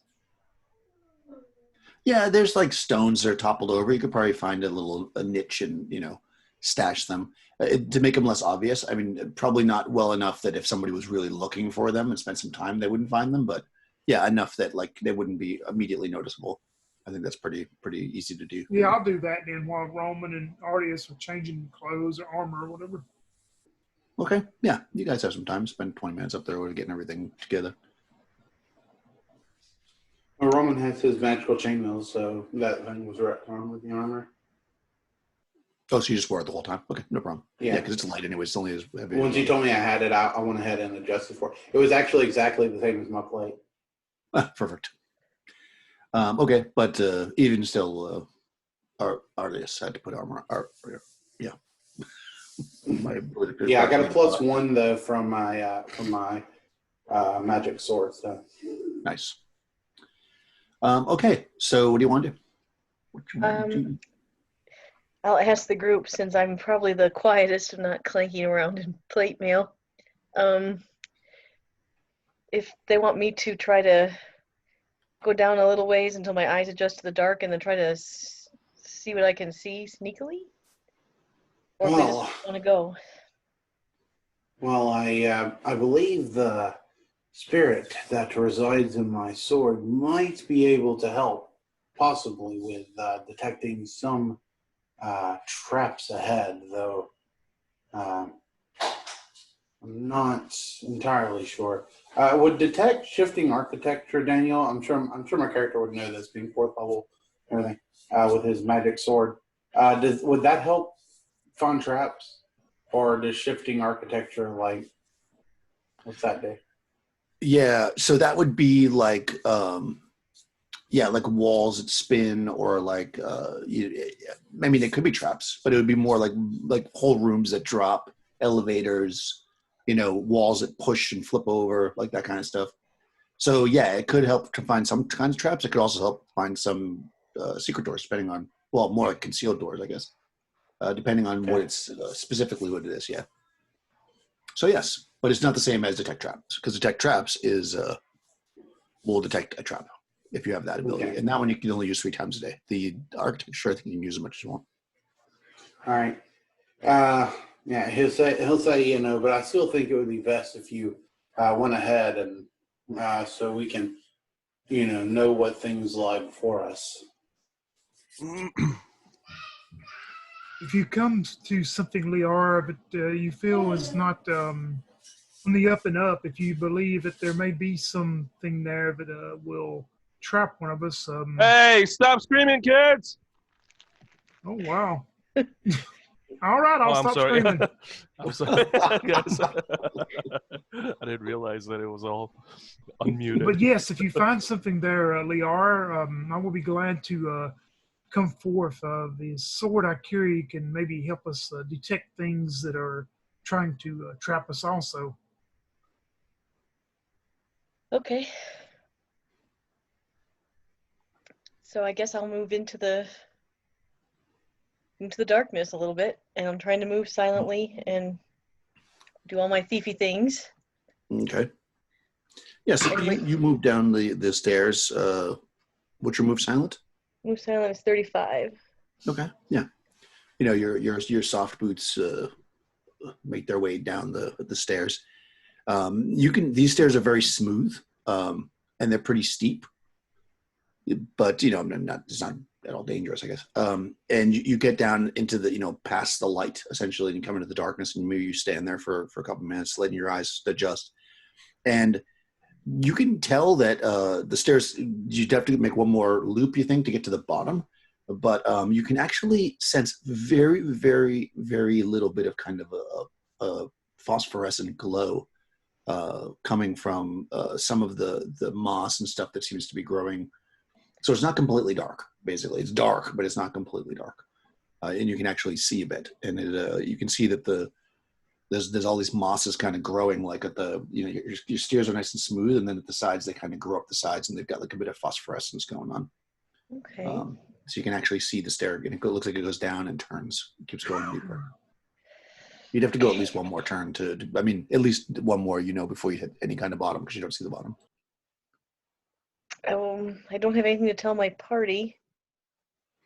Okay, I'll do one more turn of the stairs, down a little bit more. Yeah, so you carefully, make your way down the stairs further. And when you make this like kind of next turn, you can see, the moss is there, and then you see it kind of like, it looks like you can still see it. It goes underwater. So you can see that basically the stairs become submerged. And there's about 1.5 feet of maybe 2 feet of standing water. And you're looking into like a room. It looks like it's a room that's built of stone, nice fitted stone, as far as you can tell. I mean, you can't see much because your eyes are just adjusted to very, very dim light, but you can tell that it's like, the staircase looks similar. And clearly it's flooded out a bit, but it's you wouldn't have to swim, but it would you definitely be walking around in water if you come down into this area. Okay. I'm gonna find like just if there's like a pebble or any kind of stone on the stairs, and just like throw it out into the water and see what happens. See if Yeah, I mean the stairs actually are very smooth and clean of any kind of debris, but you probably have something with you. I mean, you're a thief. You probably have acorns or something. So you throw something out in the water and it's boom. And you wait a second. The ripples eventually relax, and you don't see anything moving in there.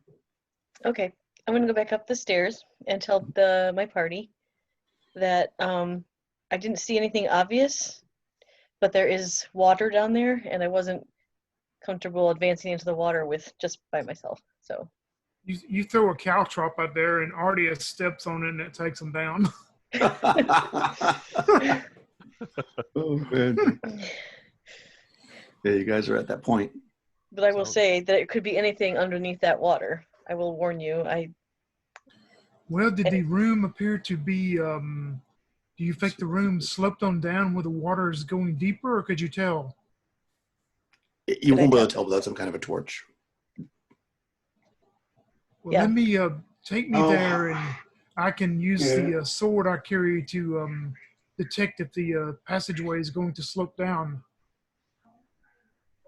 Okay, I can lead Pithar down the stairs. Once we get there, I would want to use I got detect slopes on that sword, so it's 3 times a day on it too? Slopes? Nope, that's unlimited. Yeah, okay, I would try to detect slopes and see if I could tell if it's going to get deeper out further. Okay, yeah, I think the only one is, so you also have metals, right? Let's see, I have detect gems, detect slopes, detect traps. Okay, gems is unlimited. Traps is 3 times a day. Slopes is unlimited. What do you have, Crystal?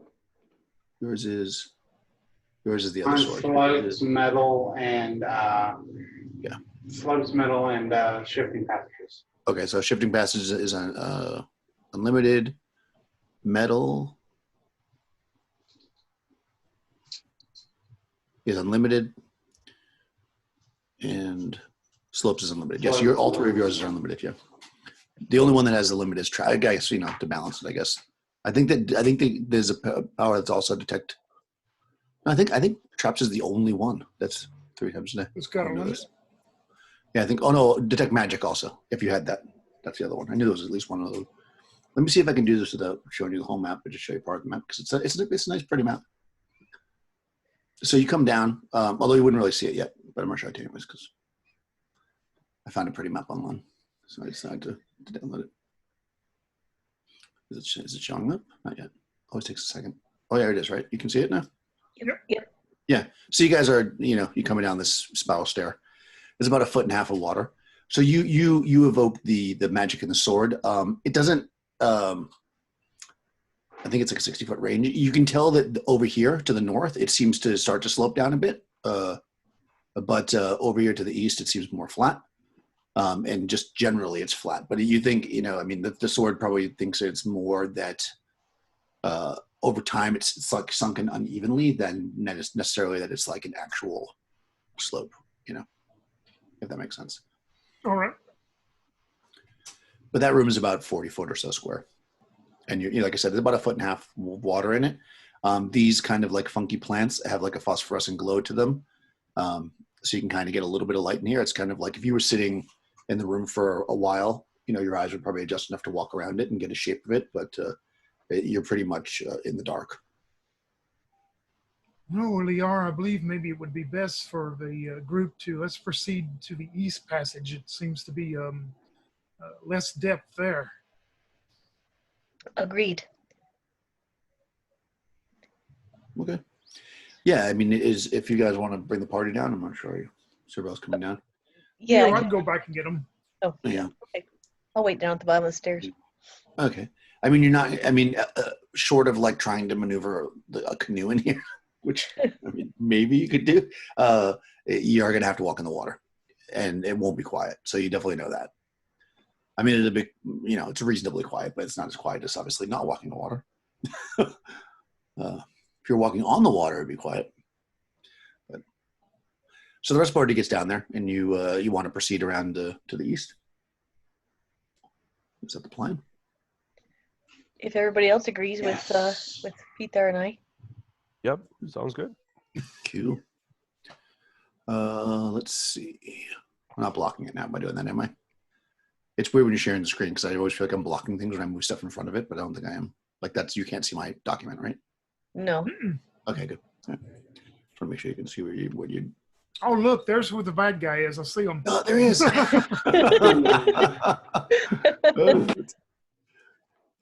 I'm less concerned about you seeing the notes and more concerned about blocking the map so you can't really see what you're doing. Okay, so roll. Oh man, that's what we have to fight.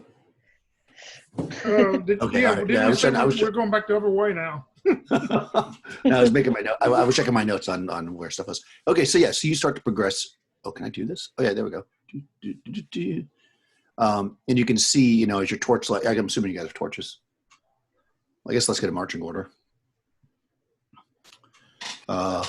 Who's in front and who has a torch? Or who's in the back and who has a torch? It's more like how this party likes to go. I would think Peter would be kind of in the middle. He's got his long sword and shield out, so okay. He's probably third. All right. How about Roman? I want to say Roman is going to be carrying up. Is going to be following up the rear, protecting the back. All right. Artist? I'll go first, but I'm not going to carry a torch out in front. Okay. So somebody's got to have a torch. So Artist is 2. No torch. I mean, you can walk around in here without a torch, but it's very, very dark. So just know that's going to. Does Artius have a shield? Yeah. Don't know. Artius, do you have your shield out? He's muted now, so he may have had an issue because there was some strife going on. We'll assume he does for now. We'll assume he has a torch. Shield? How about Roman? Do you carry a shield? Well, I have a two-handed sword, so I guess I'll have my two-handed sword like flung over my shoulder and a torch in the other hand. And of course, I'm at the back of the party, so of course I have the torch. Well, I mean, hey. There you go. All right, so that's fine. I mean, then the torch light will just kind of flicker in front of you. It lights the party up very nicely, but not so much in front. Yeah, so you start to walk up the corridor. The funny thing is like, oh, well, never mind. Sorry. No, it's good. I was just saying, like, the funny thing is like we would just be casting huge shadows on the wall, so it makes it even more noticeable to like monsters and stuff because our shadows are going to be. Yeah, I guess it doesn't matter. Oh yeah, definitely more noticeable to monsters when you have a torch. There is no question about that. Yeah. But they're also more noticeable to you. So that's really why you have it. If you want to walk around in the dark, you're more than welcome to do it. I mean, it is. No. There actually is actually phosphorescent moss in here, so you can see. It's just very dark. Okay, yeah. So whatever, you have a torch. It's up to you. All right. So you start to come in. You can see this room opens up into a circular area, and let me see what happens. What could possibly happen? Oh God, you don't like these. Okay, well, they don't surprise you. That's good. Do you surprise them? Oh, you do. Okay, so where are they? I guess they're in front of you. All right, so you're moving up with the torches, and about I'll get a roll distance. Actually, so literally at the edge of your torchlight, you see these wormy, gross, sticky, basically the giant leeches that you fought before. Not the same ones, but you see in this room over here. You can see them like congregated, and you seem to have surprised them. There are how many giant leeches would be in the back? Leech giant. D4. Oh, it's just one. You see one there. and it seems stunned for a second, because it's not used to seeing light down here, basically. So you're about 60 feet away. Is there anything you want to do, or what do you want to do before in your surprise round, basically? I guess Ardius is the only one that has a missile weapon, huh? Yeah, he's gonna take out his missile weapon. His sling. I have 2 flasks of oil that I've made into Molotovs. I did that, I already had it written down in my notes. Okay. I mean, it's under the water, just so you know. I mean, it's a leech, so. But that's good for. I mean, I don't know if it'd be useful now. I mean, you certainly can splash oil in the water and light it up, but the leech is actually under the water, so it may or may not affect it. I guess is what I'm saying. Yeah, I think it just ended up sucking the oxygen out of the room. Yeah, true. So yeah, I mean, so Artis, do you have a shield? I do. Okay. Yeah. All right. So then we're back to the original. All right. So you're going to use your sling Yes. and sling this thing, or what's the rest of the party going to do? I mean, is it submerged underwater? Would I be still be able Yeah, to the hit water's it? only about 1.5 feet. You could hit it with the sling. I mean, Okay. it's not very deep. All right. Yep, he's gonna give it a try. Yeah, because they're 3. I mean, yeah, it's fully under the water, but it's like 6 inches under the water from where you're at, maybe 7 inches. So you could hit it with a sling. I'm gonna have my sword out, and it'll be hard to stab it through the water, but I hate these. I mean, it's not that deep in the water. Yeah. Like you're literally standing in like 1.5 feet of water, and it's like it's about a foot tall. So it's near the top. I just think oil floating on top probably, although heat from it might affect it. I mean, I don't know. You have to try it. Ardius is gonna pull out his dagger and hand it over to Liara so that she could probably chuck it. Yeah, I mean, you got to do one thing, and what are you going to do before we go? Are you taking the sling out? Are you doing? Yeah. I'm taking the sling out, and he's gonna Okay, say, so you're gonna. All right, so you put your sling out. Okay. yeah, he'll just say, pull. Here's my dagger. You can pull it out. He's like sticks his hip over there. Okay, that's fine. I mean, you're right behind her. All right, so yeah. So is there anything that anybody else wants to do? So you're armoring yourself. Is anybody else everybody's just staying there with your sword? Sorry, I don't need your dagger. I have my own. Thank you, though.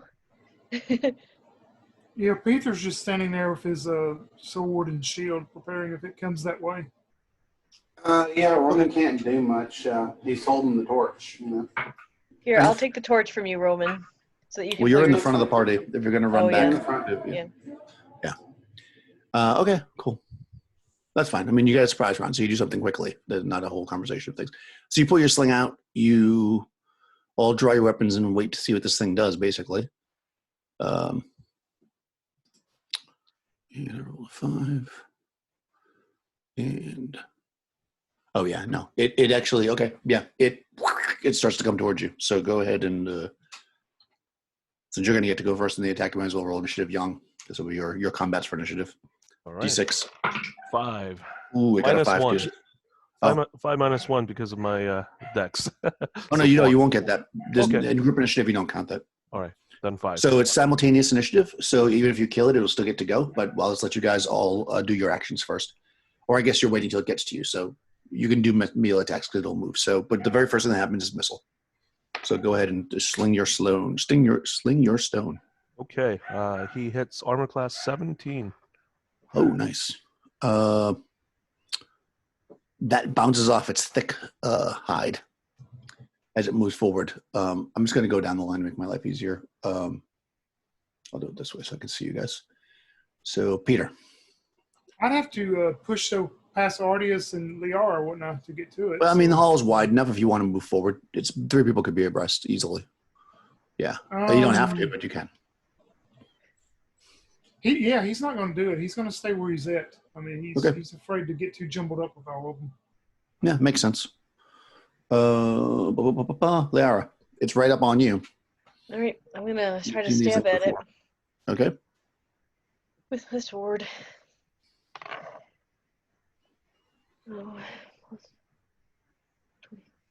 25. 25. Nice. You stick deeply into it. I mean, it doesn't die, but it is definitely hurt.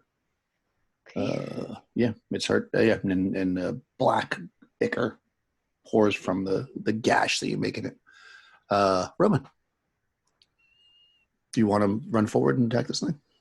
I don't feel like I could attack with my. I mean, like I have the torch and my two-handed sword. That's true. So, yeah, no, I'm just gonna stand back and continue to hold the torch for now. Okay, fair enough. All right, so it's going to attack. So it's either going to attack. Well, it's probably going to attack Lara. So I'm going to give it most of a chance of attacking you because you're right in front. Okay. But then secondly, it might actually it might just pass you and go to Argus. So you did slice it. So 1, 2, 3, 4 will attack you. 5, 6 will be Argus. 4. Okay, so it's going after Lara. Okay. Ooh, 5. Its attack bonus is wow. Okay, so 15, which I think it misses you anyways. But that's It does. Yep. yeah. Wow. Well, these things don't mess around. It tries to grasp onto you, but you jam your sword into it and hold it back, which is good because you know it does auto damage every round after that. So okay, so going into the next round, any missile attacks at this point for next round? Nope, not for Ardius. Okay. All right, you gotta switch. All right, initiative again, Young, please. Ooh, 1 for the lead. 6. All right, you go first. Ardius swings with the sword and does actually hits armor class 14. 14 does not hit it. Bounces off its thick hide. Peter? He's just Delay standing back. back. He don't want. Yeah, he don't want to jump up there and cause a roadblock with all of them. Makes sense. Roman? It has. Same. Okay. Liara. I guess I'll continue to try to slice this thing.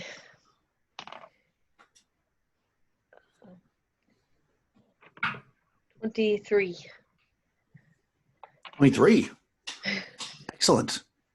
Jam into it. Slowly but surely, chopping it away. It's still fighting strong, but it does not like you. Wow, okay, yeah. Well, Thieves' a mess. All right, so it's going to attack you because you're attacking it. Okay, that's a 22. 22 will hit 1 point. Yeah, will hit me. I'll take some Okay. damage. Okay, only 1 point. All right, good, excellent. And next round, Young, initiative. 1. 6. That's exactly the opposite of what happened last time. All right, it's going after the Yep. Actually, no, it missed you, right? Yes, it's going after you one more time. It doesn't see any threat from the others. No offense, guys.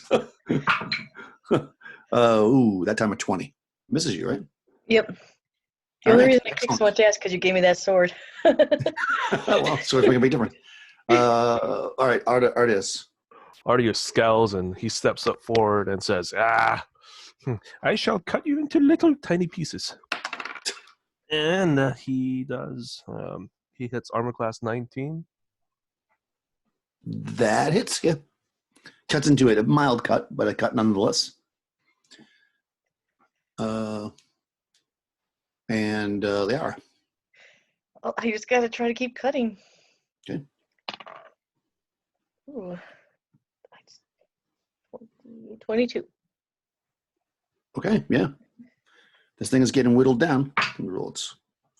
But it doesn't look like it's going anywhere. It's hungry and desperate. And I'm skipping Peter and Roman because I'm assuming you're doing the same things. If you want to jump in, at some Exactly. point, just jump in. Okay. Okay, initiative again, Young. 2 for the leech. I got 2. Oh, it's simultaneous. You go ahead. And does 14, misses. 14 misses, yep. And they are? Okay. Oh my goodness. Okay, I can never roll this well in a regular game. 17 plus 5 is 22 plus 2, 24. 24. Excellent. Well, the numbers are nice and high. That's like, all right, it's almost dead, actually. All right. You are facing off against this giant leech like a boss. Giant leech. I mean, hey, oh boy. 30. Oh, Oh boy. Yeah. I'm not dead, but close. That's a big one. And now it has latched onto you. Okay. So this is going to be important this round. Initiative, Young. 3. Oh, simultaneous. Sorry, so it's doing damage no matter what. Ardius. Okay, so Ardius swings Barely and standing. delivers AC 29. Oh, jeez, yeah. All right. Yes, you cut deeply into this thing, but as you're doing it, it's sucking the blood from Liara, and you take 4 points of damage from the blood suck. Okay, I'm at -1. Okay, so don't take that 4 points, and instead roll a d6 plus 1. Okay. So 2. 2. Oh, really? Roll again. Uh-oh. This is bad. Roll 2d6 plus 1. You don't want to roll a 2. 2d6 plus 1? Yep, 2d6 plus 1. 2, 8, 9.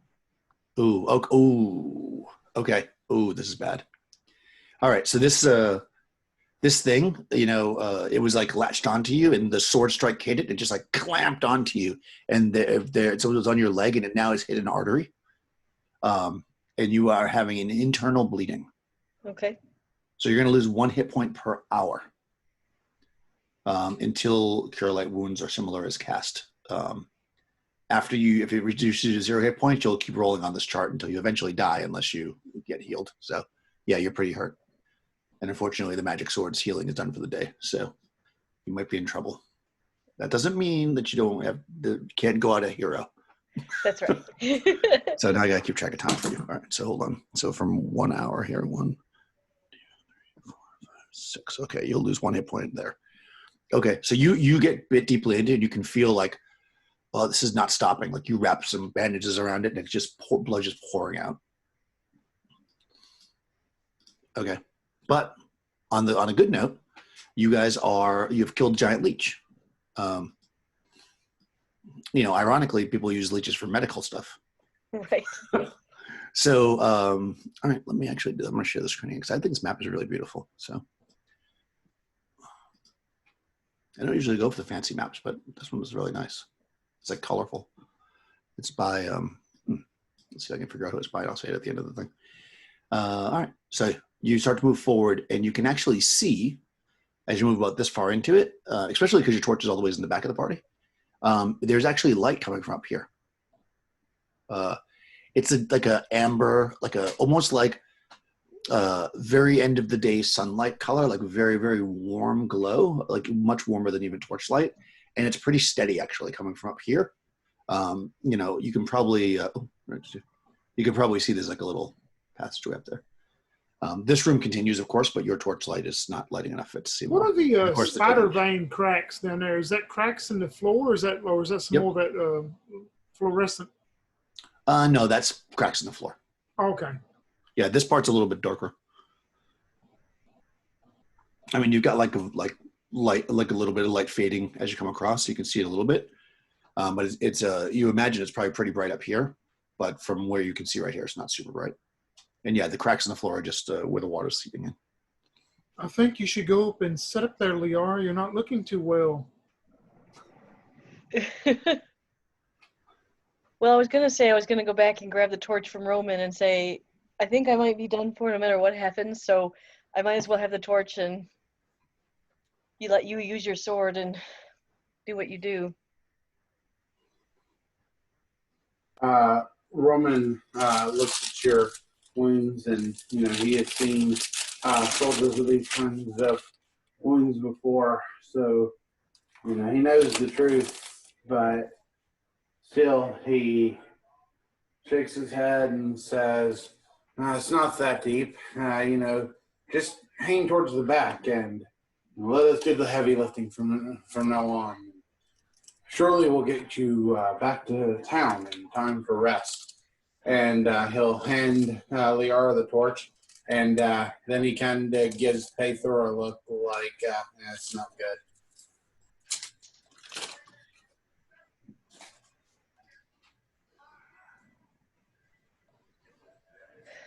Roman, could you not use your sword to heal her? Unfortunately, the blessings of the lady's kindness have extended their reach for the day.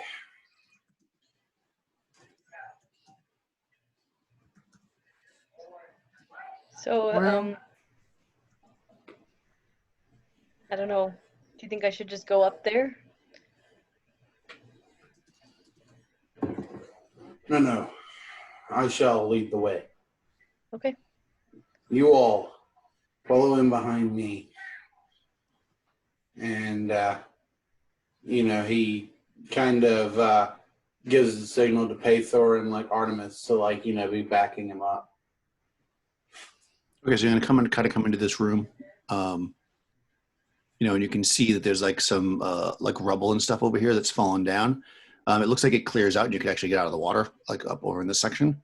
Like a wall has collapsed or something. But up here, this is also out of the water, by the way. When you come up, you splish up out of the water here. And you're looking into an area that's lit. Like I said, it's pretty bright, so you can actually see, all the ways into here. Let me shrink it. Okay. You said it's like natural light that's coming in? Yeah, it's not natural light, but it feels like end of the day glow, and you can actually see what it is now. You can see that on the center here, which actually where the number 6 is, it's not, stop getting bigger. You see that there is a man. There is what appears to be a man, about human physique, though his face is half of it is covered in these golden scales, and his body has areas where the scales are growing. He's completely naked. He looks to be bound to the columns there by chains that look like they're made of gold. And he seems to be glowing. He's the glow. There's glow's coming from this guy. He's there. He's got his head slouched down, like he's unconscious and his hands are out. Sitting right in front on these stairs here, apparently gambling with cards, are 4 men. They're humans. They are dressed in kind of leather armor with short swords on their sides. You see kind of hanging out over here a few more, maybe rolling dice or something. And you see a couple that are over here that look like they're drinking. So you're kind of looking down there. They don't seem to have noticed you yet. Yeah. There's about 10 of them total, besides the guy that's chained up. And of course, this leads up into there. Do we recognize their what they're wearing? We know if they're for one of the local baronies, or maybe they're just more like bandits, I guess. Or they look more like bandits, yeah. They don't have any kind of markings or whatever. They have cheap leather armor, and they're swilling booze and gambling. So you don't think that they're Roman some kind of mercenaries. Go ahead. Roman steps up and says, "If there be any reason of virtue that you find yourself in this place, you should speak it now, or feel the kindness that comes forth from the lady within my sword." Are you doing that from right at the entrance there, or did you walk up to the room to do it? How close are you getting? He's walking in, and yeah, he's definitely letting his presence be known. Like a baller. All right. Yeah. That's cool. Yeah, the ones on the stairs, they look at you, and because they all turn, and they immediately reach for their weapons, and they look at you, and one of the ones on the stairs says, "I don't know how you got in here, bub, but you're going to be tasty eating for the lizard men." Let me just roll their morale just to make sure. Yeah, they're they're kind of you not intimidated by you at this moment exactly.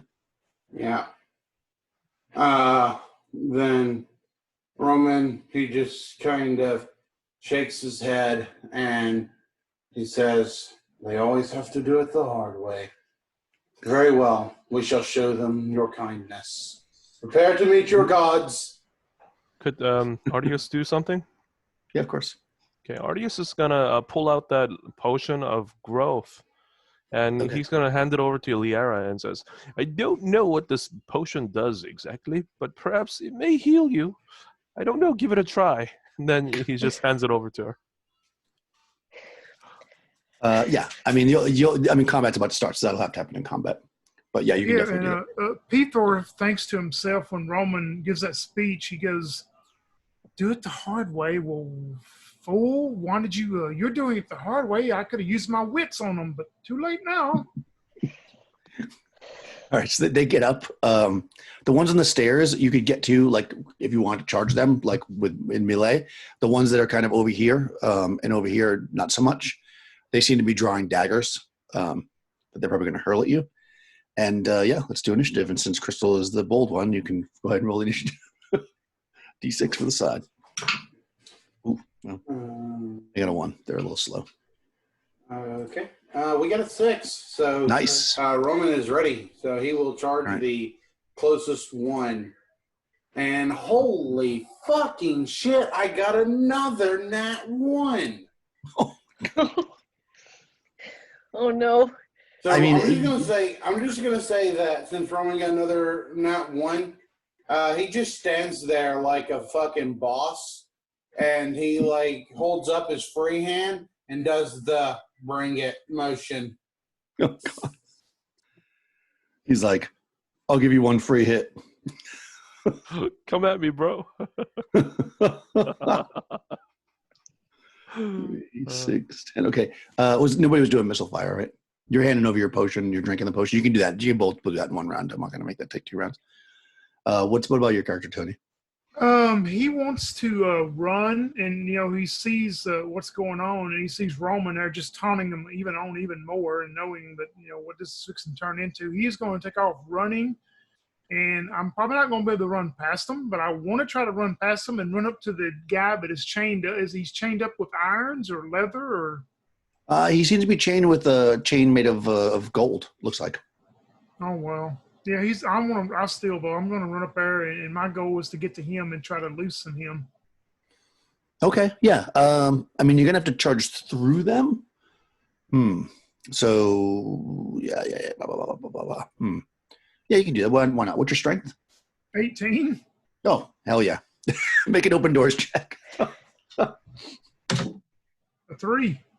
Oh yeah, you bowl a couple of them over. I'm gonna make them make a saving throw. Okay, they made it though. Okay, so they're not stunned or anything. They just kind of like stagger back a bit. Yeah. All right. Did you want to? You're handing her that potion, right? Did you want to drink the potion or no? Or do you want to do something else? No. If he gave it to me, I'll be like, I wanted a life of adventure, and it looks like I'm gonna have a death in adventure too, and I'm just gonna chug it and grow twice my size. You grow twice your size, and you double damage, which is So I guess in order to do that, I guess you'll just do double damage. So in order to do what we'll do, I was wondering how this would work out. I think we'll just have you roll normally, and then whatever the damage is, just double it. Okay. That's the simplest way to do it. Does that affect the Constitution at all? No, No. it says hit Oh. points. It just not gives you equal. double damage. Yeah. Oh wow. Yeah, you don't get. Yeah. At least I can go out, 10 feet tall. Yeah. Well, yeah, you'll be tall and strong, and you'll be doing a hell of a lot of damage. And it lasts for a while, 6 turns plus a d6. So I got to keep track of that too. So it'll last for you for that hour. Then You'll probably die before it goes. that's true. You might. Depends how many hit points you have. They'll be carrying you back. You'll be a giant, and then also you'll stretch. Okay, so all that happens. So the guys that are in the back, I guess because you ran forward, at least 2 of them are going to target you with daggers that are in the back. In fact, all the dagger throwing people are going to target the people that are up front. So 3 of them are going to target. 3 are going to go after Peter, and 3 are going to go after Roman. And then the guys that were on the stairs are going to charge down and try to go after the people that are swapping potions back there. All right, so 3 daggers. So Peter, here we go. First dagger. So they get only. Let me just close the page. So with the daggers, they only have 1 dagger, so they're going to throw each one. So they get a. That's +1. Yeah. I think I'm 24 right now if it ranged attacks. Oh, nice. Okay, so I got to look up. I guess there's something else I have to. I think I need to make myself a cheat sheet to make my life easier here. They're in medium range, so it's plus. Do you know what that is off the top of your head, Crystal? Because I know you have a ranged weapon. Is it +5? 4? For range attacks, you 5 don't is short. count your melee weapons bonus, right? For your AC? Not for your AC. No, you wouldn't. No. Okay. No, yeah. If you're. Oh, yeah, right, Tony. So for missile, you wouldn't count your melee weapon bonus. So 24 is probably not right. That sounds high. It's going to be your armor class with your shield. So it was before 13 and then plus 5, so it should be 18. Yep, 14 or 13 chain, and the shield would be. Oh, I guess I'm confused now. Yeah, so the shield. So 13 is my chain, so whatever else I'm supposed to add. Shield yeah, is so it's if it's 13 with the shield, right? Then you would, shield plus dex or minus dex in your case. You don't get your weapon bonus, so that's basically where you're at. But the shield gives you plus 5 versus missile, plus 3 versus melee. So you're 18. Does that make sense? Yeah, I did that right. That sounds right, guys? The shield gives you, on page. I suppose there's no many pages. Yeah, the shield is bonus 5 for ranged, right? But I don't get the long sword. No, you don't get your sword. Yeah, because you can't really block a missile weapon with a sword. So that's only relevant for melee attacks. I missed that somewhere then. Okay. So right above that, right above that, it says. Actually, Crystal said the same thing that it should. That I didn't make it clear. It says weapon bonus, weapon defense only affects AC against melee attacks. Yeah. Okay. Right, so I just missed it then. Yeah. It's probably not clear enough. I should probably go through it again. Change up the way I word it. So, anyways, you're 18 against these missile throws, and they only get a +1. So, the first one misses. The second one gets 18 exactly, which would be a crit. So I'll deal with that in a second. And the last one misses. He's going to stun you. But since he has a lower level than you, you just stunned for 1 round. So basically this round, because you haven't gone yet. All right. So you're going to run up there and he hits you and you're basically out of commission for this round. So you can't untie the guy basically. You get like halfway up the stairs and he hits you and you kind of collapse down. Now you need to get up. The 3 that are going to throw daggers at Crystal's character miss. 15, that doesn't hit you, right? Oh, and then 20, so 21. Yeah, 21 must hit you, yeah. So that is going to do whatever the damage is. Yeah. 4 points of damage, yeah. 4 points, okay. So a dagger sticks into you as you are standing there, kind of, flexing. The other 4 guys are going to run back, 2 on each of the 2 in the back. They're going to use short swords. So their attack bonus with short swords is... Okay, so I think I need to spell this out better for myself. Then I'm learning how it is. All right, so +5. So against Young's character, first attack is a 21. Now this is a melee attack, so you can count your sword and your shield or whatever you have that's going to block it. Cool. I'm at 24 right now, so. Okay, perfect. So misses, and misses. Those are 2 low rolls. Against or the thief, 20. Nope. Okay. Misses. 5, so 10 misses, and 19. So you get missed. Yeah, boy, having a weapon makes a huge difference. Huge difference. Huge difference. It is like the most. And actually, what this effectively does is it makes missile weapons crazy deadly, which is how it should be, actually. I think. With the +1 sword, yeah, it makes it, like I said, my AC 21. So yeah.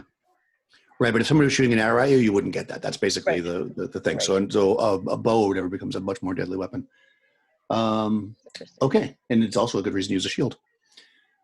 All that being said and done, that first round is over. So currently, you're kind of, I'll say he didn't stun you, he probably knocked you prone. That makes more sense. So you tripped on the stairs or whatever as you ran past, and you're laying up in front of this guy, Peter, unable to untie him, that first round.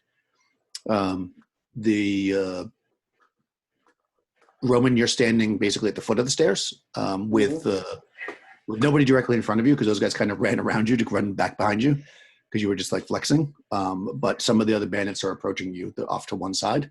And then the 2 in the back, you each have 2 bandits on you. So is anybody doing a missile attack or a spell? Nope. No? Okay. So then we'll just do straight initiative. So go ahead, Crystal. D6 for me. 3. 6. All right, you guys go first. I'm just going to go in my order here to keep it organized, if that's okay. Peter, you're up on the thing in front of the chained guy. Yeah, if I'm back up to where I can do something, I'm gonna try to get him unchained or whatever. Okay. Yeah. You know it's kind of weird. You get up there and like it's not even so much that he's chained. It's kind of like they're just wrapped. Like his arm is like this, and it's like wrapped around. Like not even particularly tough. So you could, in a round you could get him free if you wanted to. Has he made any looked up at us or any since this Yeah. all started? How's his Yeah. When you reaction? run up. Yeah. I mean it's only been 10 seconds, right? So like you ran up, and when you get up there, he says to you, "Thank you.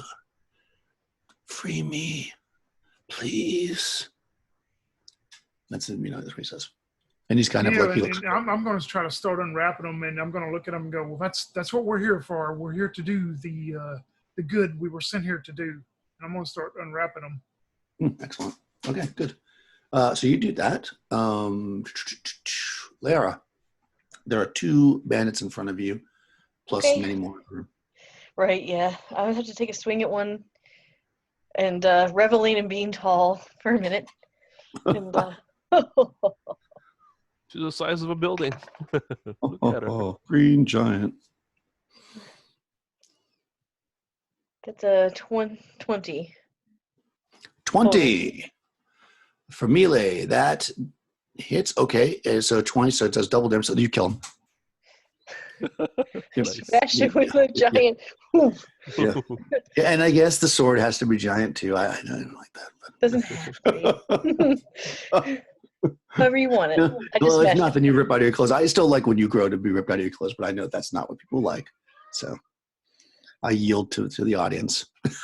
All right, Roman. All right. So many options. Yeah. So you run to the So left, there's 3 of them. To the right, there's 3 of them. Or if you went back, there's 4 fighting your friends. can he get to the one that hit him with the dagger? Yes, you could. They're to the right. He says, Roman, then he takes a second to pull the dagger out, looks at it, says, not bad, tosses the dagger behind him, and then he says, let's try it my way. And he rushes forward and hit this guy with 25. Yeah, that kills him. Yeah, he drops. Okay. And Artis. Artius swings, and he hits armor class 16. That misses. This bandit deflects your sword, and he goes, "Ha ha! I have to tell you, I'm not actually left-handed." And then that's the end of that round, right? No, you won that round, so it's their turn. Okay, so there is 1 on Yara, who misses terribly. There are 2 on Artius. Miss. There are 2 next to Roman. Miss. Oh man, all my high rolls were earlier. You guys are okay, so that's 19 plus 5. So 24 against Roman? Is that a missile? No, that is a melee attack. He's attacking you with a sword.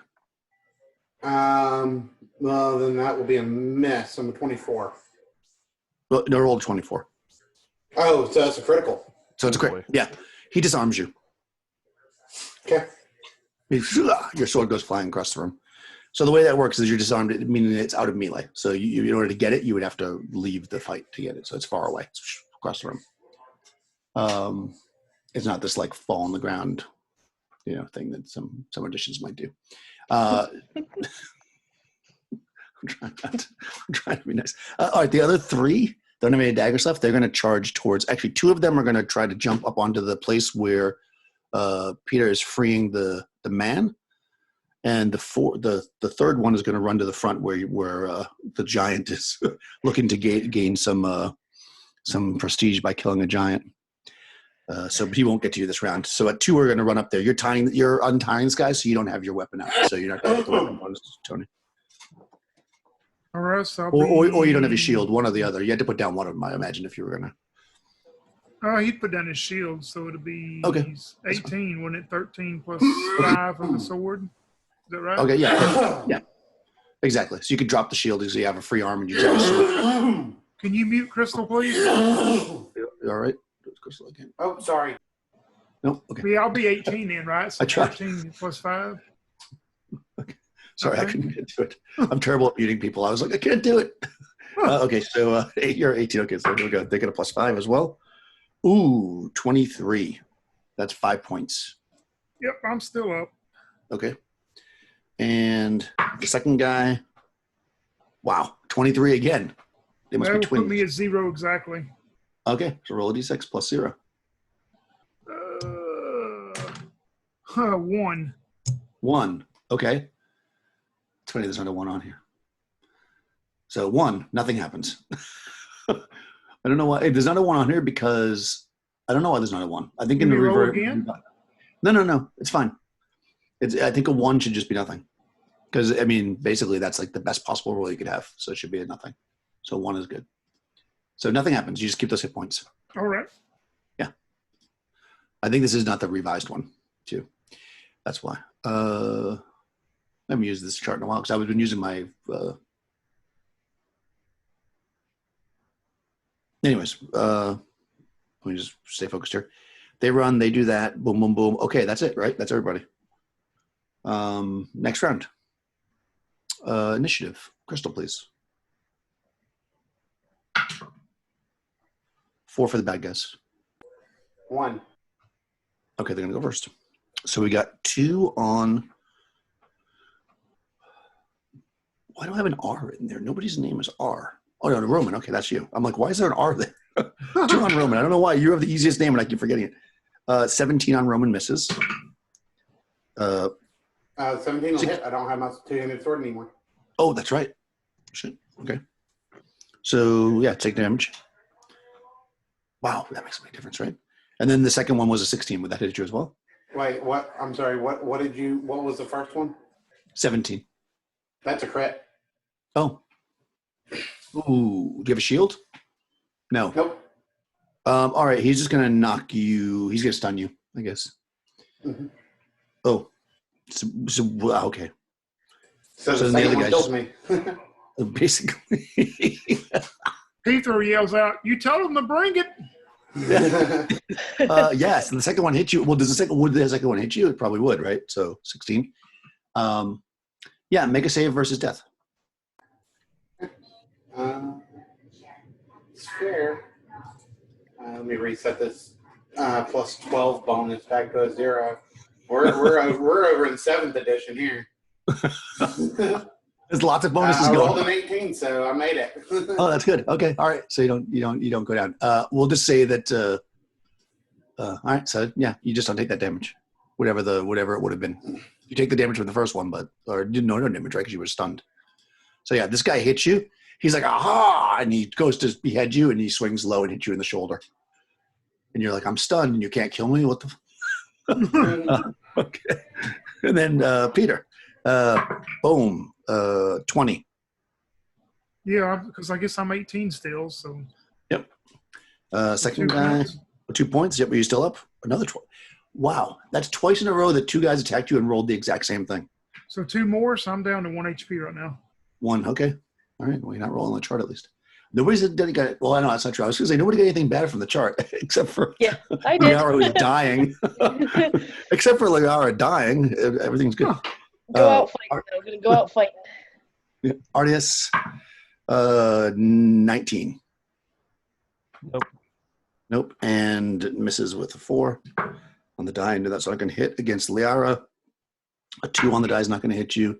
And then the dude that ran over rolls a 3. So you're very Dexy, I guess, avoiding the hits, even though you're a giant.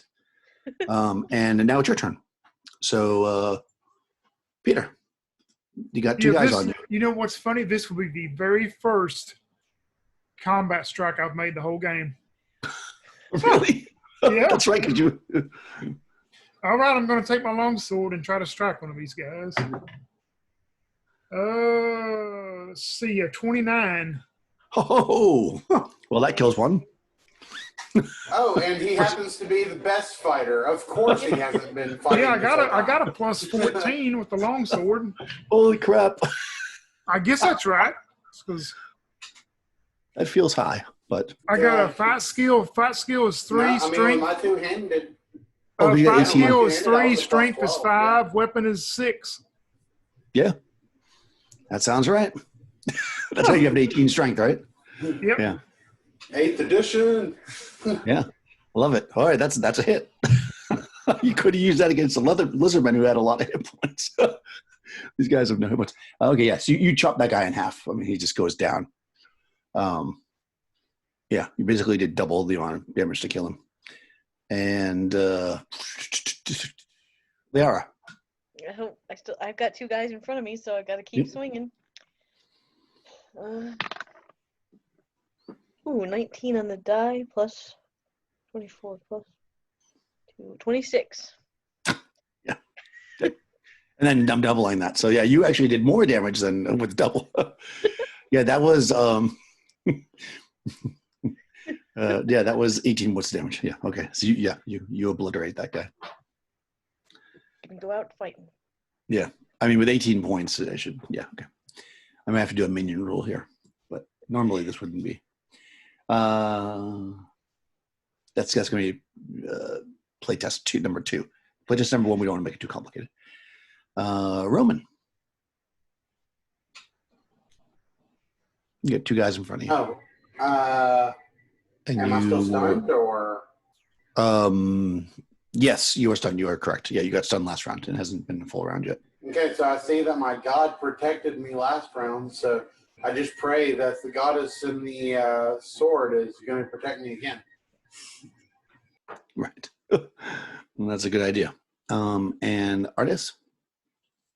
Artius swings, and he does 25. It's armor class 25. Yeah, that's dead. Nice.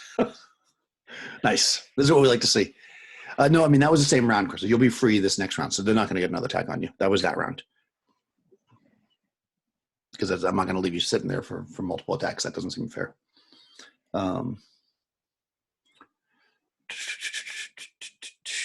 Okay, that's everybody. So initiative. Crystal, please. D6. They got a 5. 3. Okay, they're going to go first. Okay, against Roman. But against you. But you don't have any weapon, or anything, so they're going to have a better chance of hitting you, I guess. And here we go. 21.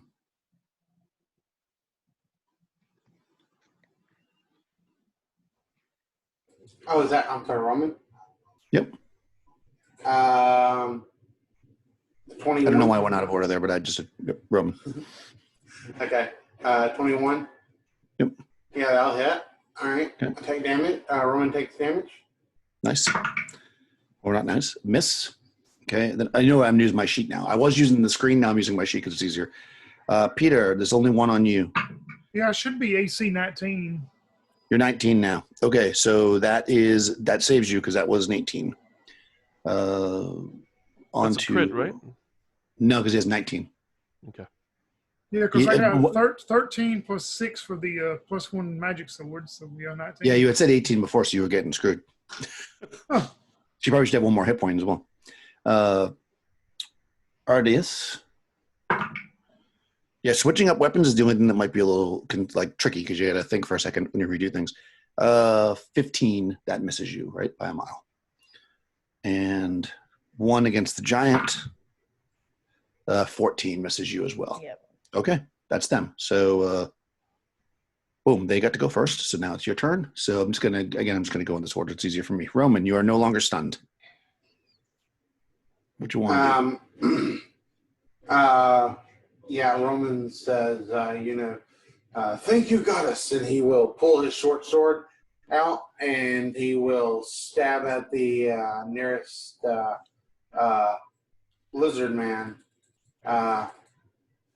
These guys aren't lizard men; they're humans. But I'm sorry, I forgot. Yeah, he'll stab at the bandit.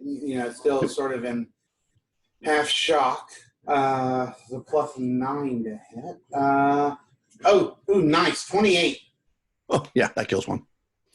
There we go. Slicing and dicing. Peter, you got one in front of you. Yeah, and the guy on chains, he's undone, right? The guy that was chained up? He didn't quite get him undone because you were doing it, and then the guy attacked you, so you stopped. Yeah, I'll try to finish this guy off real quick then. Okay. Oh, yeah, that'll be a, let's see. 29 again. 15 plus 14. So These rolls are crazy. So this is what happens. Toyo's character takes his sword and he goes like this. He throws it and it starts bouncing around like a pinball machine and kills everybody in the room. Holy crap. That's a lot of damage. Okay. All right. No, that does 12 points of damage. That kills one. Oh, man. Okay. yeah, and then I'll start. Now I'll start going back to unchain the guy. Finish that. You're like, leave me alone, and you just kill him like in an easy. Arius. Artie one on you. swings again. All right, and I rolled 28. Yeah, that he's dead. And Liara. I still have one on me, right? Yep, one on you. There's only 2 left alive currently. Oh God. Not 19.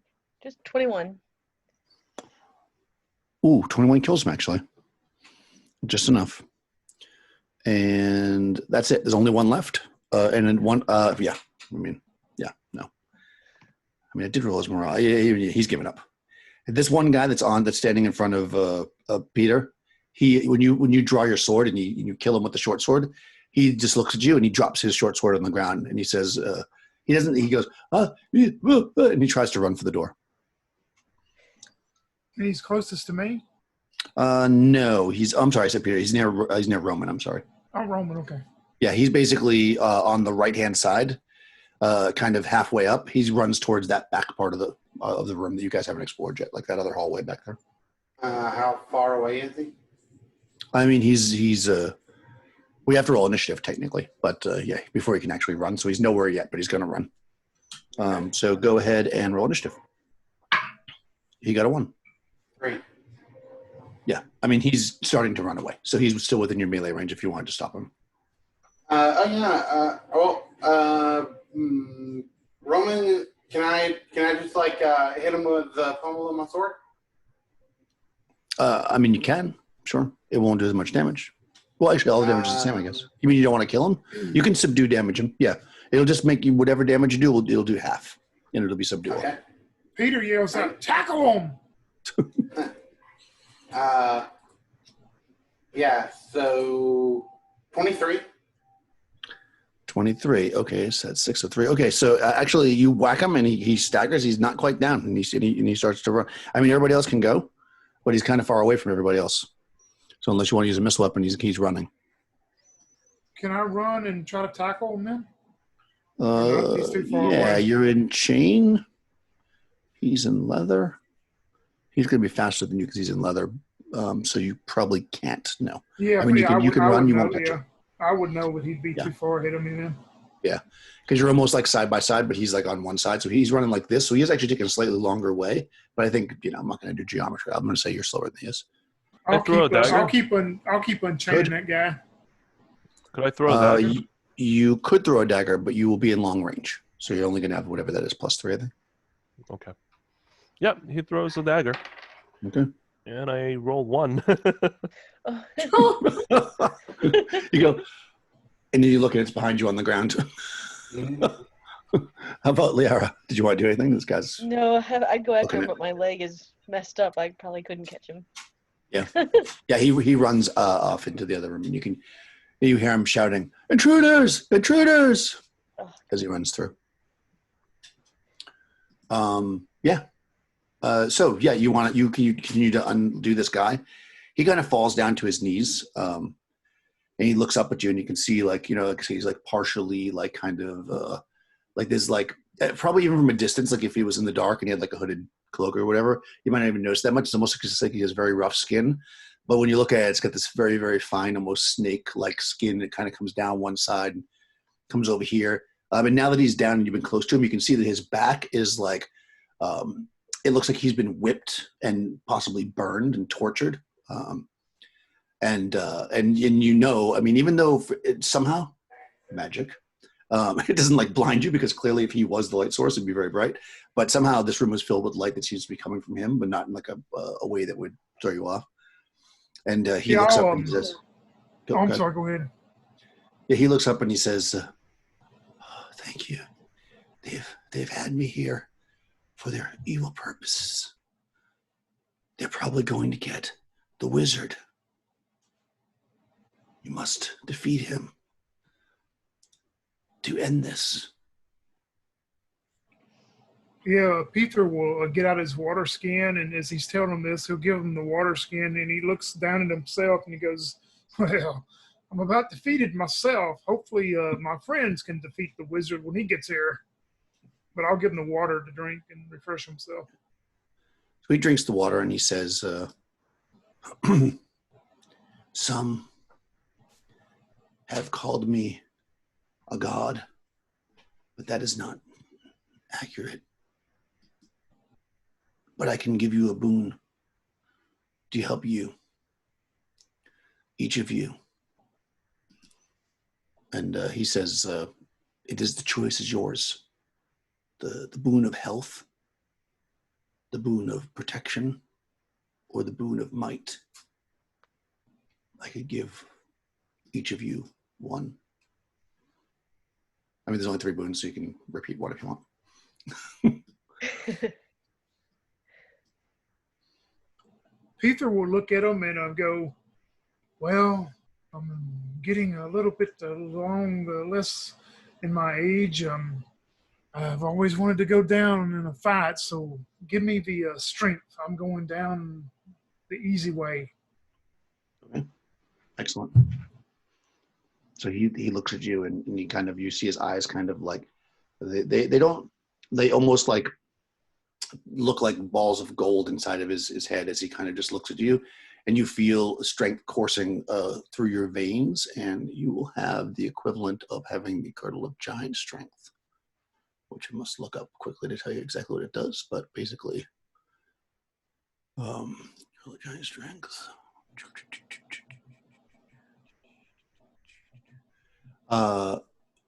Okay.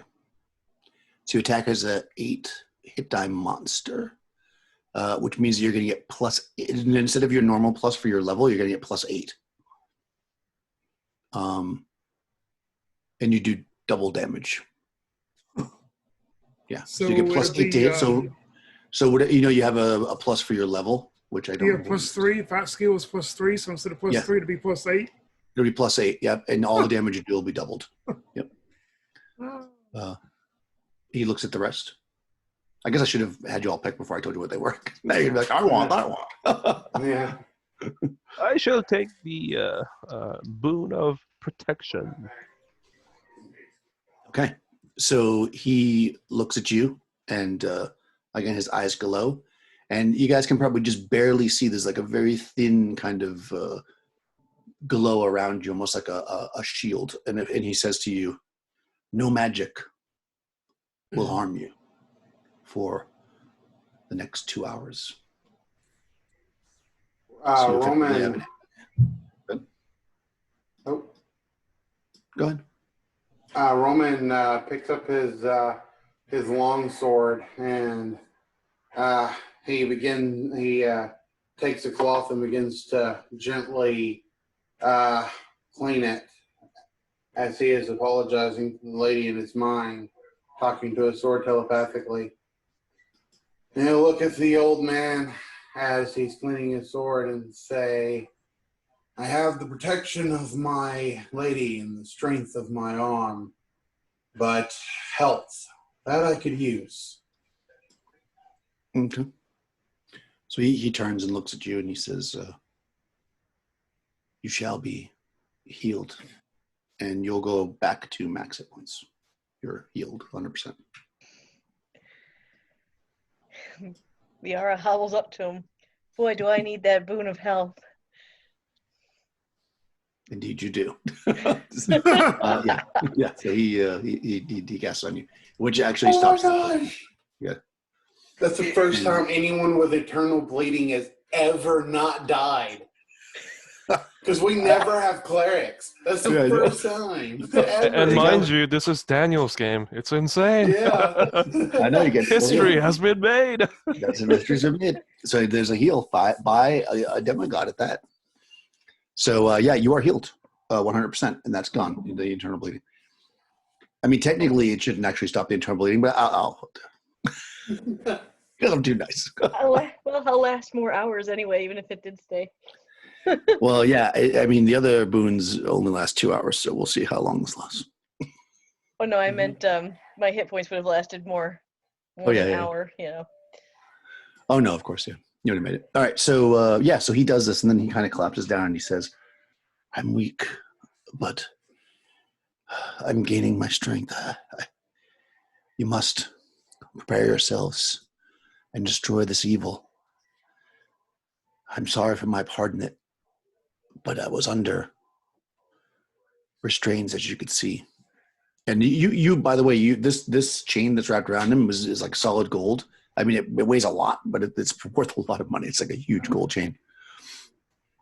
Roman will say, "Do you know of what might lie ahead for us?" The wizard and his men. Well, they're not men. They're beasts, giants.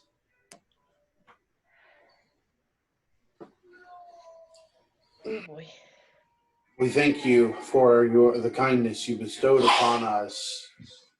And my lady bids you adieu as well. She says she may have known you from a time past. He looks and nods, and he says, yes, I get around. He winks. If we go in to face the wizard and his men, are you going to be able to make your way out of here? I will wait here for you. Okay. And he kind of sits Artius? on the ground. Artius at that point searches the bodies. What if we do not return, though? You guys start searching the bandit bodies. All right, you can do that. He says, when my strength is regained, I will sink this terrible place. But I know the wizard can escape from just that. Well, here, eat a ration. I'll throw him a ration. Okay. Yeah. He's like, have this. Yeah. He says, I mean, he's gonna, after you leave, he's gonna do it. If you die, basically, he's answering that question. Not he's gonna sink it while you're in here. I mean, not necessarily. He might. Who knows? He's not saying he won't do that, but that's just because that's what he meant by that. So he eats the rash. He says, "Thank you for your kindness." With Maybe his we'll man, return. And if we do not return, thank you for what you've done for us. I will go down with a fight, I can assure you. nods. And I'm going to start heading the way that guy run. I'm not looting no bodies. I'm heading the way the guy that run. I'd like to put that chain in my bag of holding. Sure. You can totally take chain when you're leaving if you get out. Yeah. Am I small enough? So yeah, Roman's totally headed out with Petrie. Yeah. Are you gonna stay behind and loot the bodies? Seriously? Well, I mean, he was looting the bodies while they're talking. Well, so you had time to loot one body, I'll say. Okay. I mean that was only a second.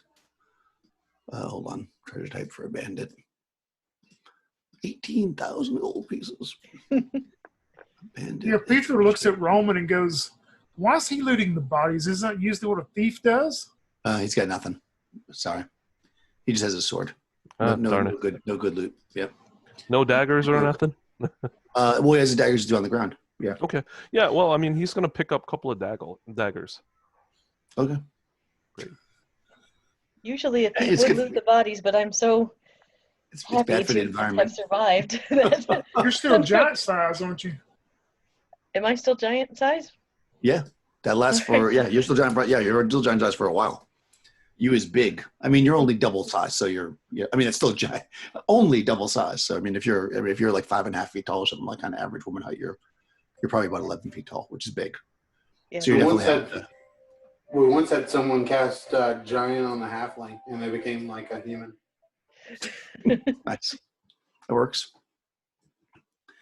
Okay, cool. So you're going north. All right. So you come up into this hallway, and you can see that to the left, you can see that there's that water area again, and to the right you've got it's clear.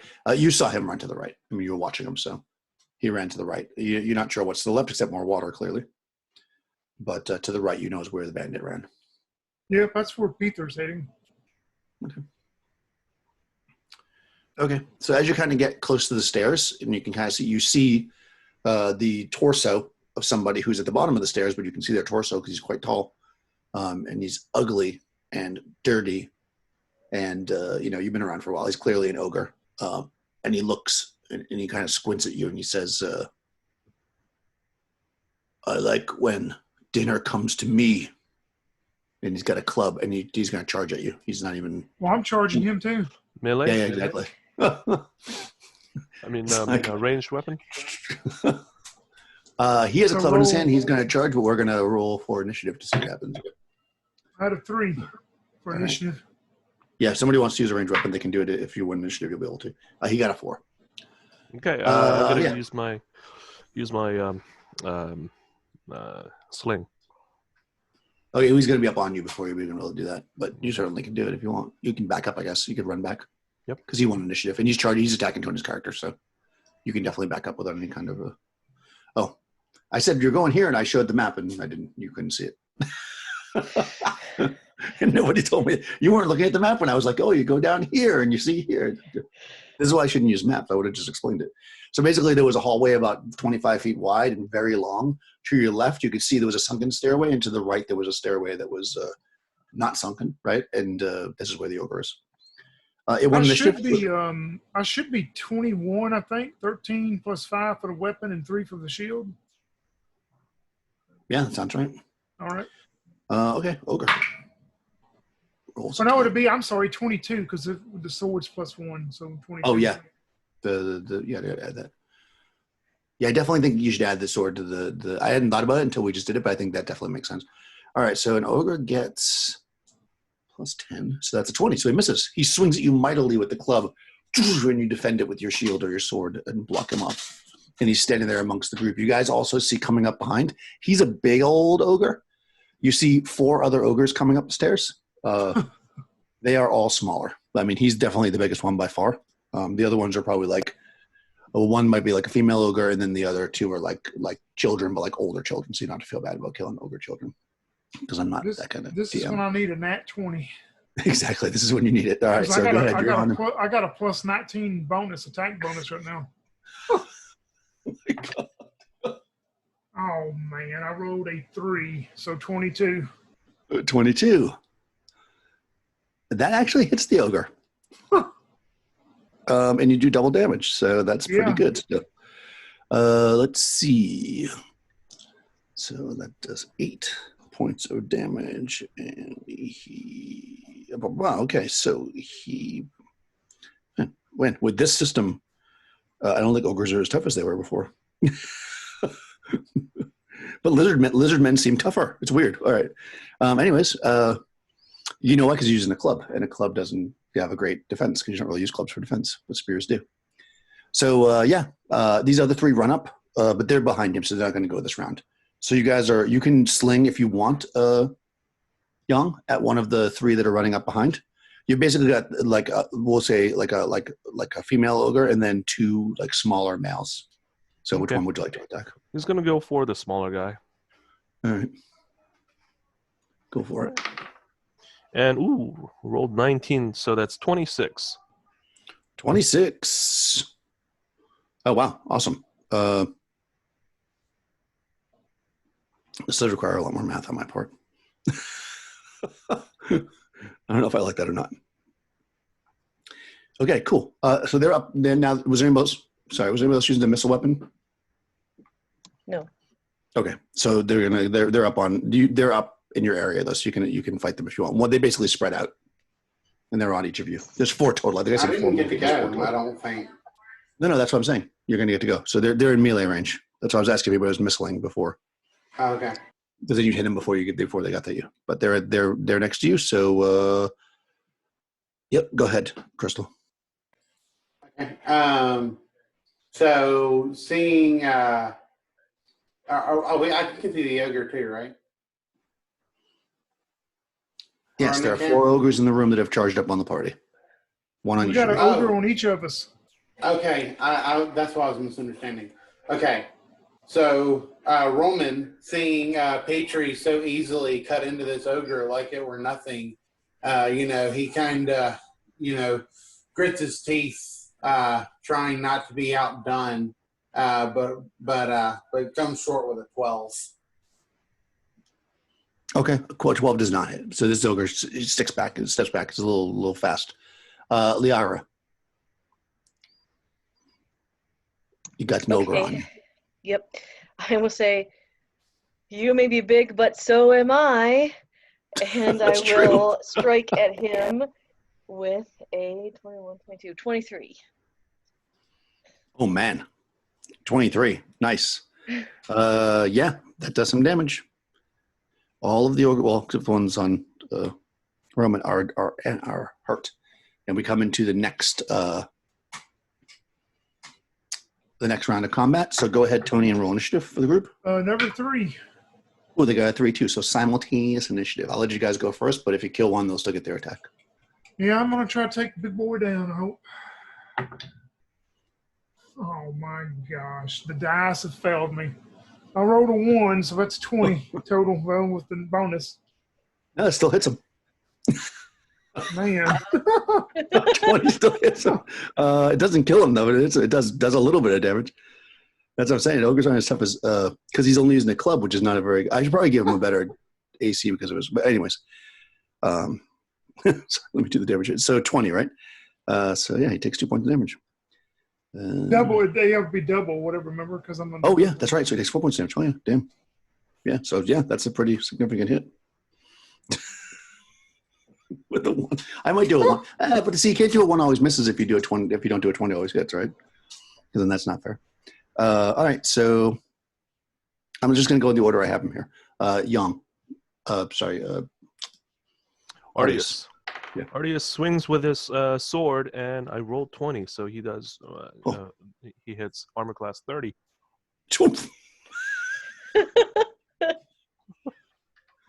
And you cut the baby ogre in half. And he says, "Ha ha!" I killed the smallest one. He says, "Now will ye yield?"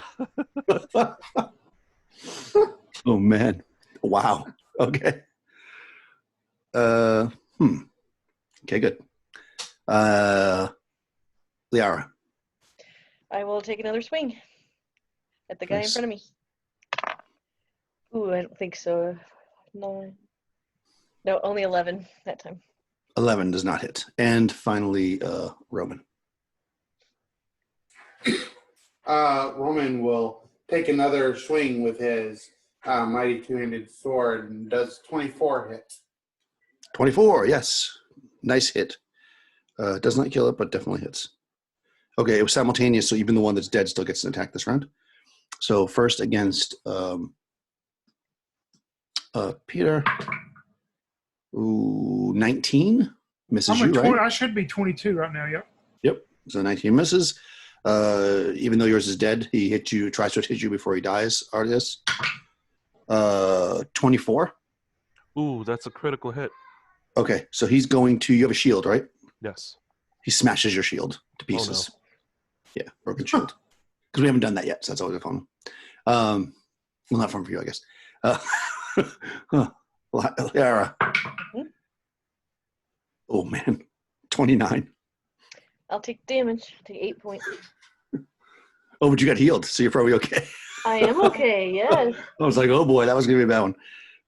And finally, against Roman. That one is a 26. Roman's feels the sting of 2 hits. Ouch. And then suddenly you all feel a tingle in your body. Well, hold on, maybe not all of you. Hold on 1 second. Like a good tingle, or 2 of you. Let's see. I'll do it this way. 2 of you. So 1, 2. So Liara and Peter, make a saving throw versus spells. Okay. Let me see what it is. As you hear a guttural chant coming from the darkness in the room below. Oh no, I failed. failed. You failed? Mm-hmm. Yeah, You I failed? failed. I wrote a 2. Oh boy, you are being held. Both of you. Hold person has been cast upon you. Okay. That is not good. Yeah, so you guys are basically held. Ouch. That's the end of that round. So, Tony, initiative, even though you're frozen, you might as well Oh, keep a rolling. 6. Maybe somebody can get some money. All right, you go first. Yep, and I'm held, so You're held. Liara's also held, so Roman. You heard a guttural chant from the room below, and two of your friends just like froze. Yeah, I mean, Roman's in the middle of combat right now, Maybe. so, he's probably not quite paying attention to that. He's got an ogre in front of him, and he's going to swing again with his sword. A beautiful 28 chop. Oh, 28. That kills him. Boom. Dead. That's funny. The only two ogres that are up are on the other two parallel characters.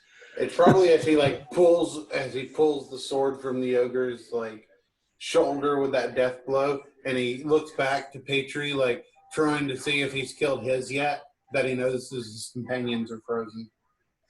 They are indeed frozen. You see Peter standing there with his sword probably held in midair, frozen. Yep. Giant Liara. And Artis, you had killed yours, so there's two more standing though. One's on Peter, and the other one is on Liara. Okay, he's gonna go up to the one on Liara and swing. And 24. Okay, yeah. Good damage, not dead though. Okay, but you distracted it, so it's not going to kill Liara while she stands there. It's going to try to attack you because it's their turn. 20. That misses you, right? Me? Yeah. Yep. Okay, so these guys aren't stupid. You're held, and they know that, so they're not going to bother to kill you yet because I'll kill you later, he says to Peter, who's standing there, not liking to hear that. And he's going to turn around and try to swing at Roman with a 24.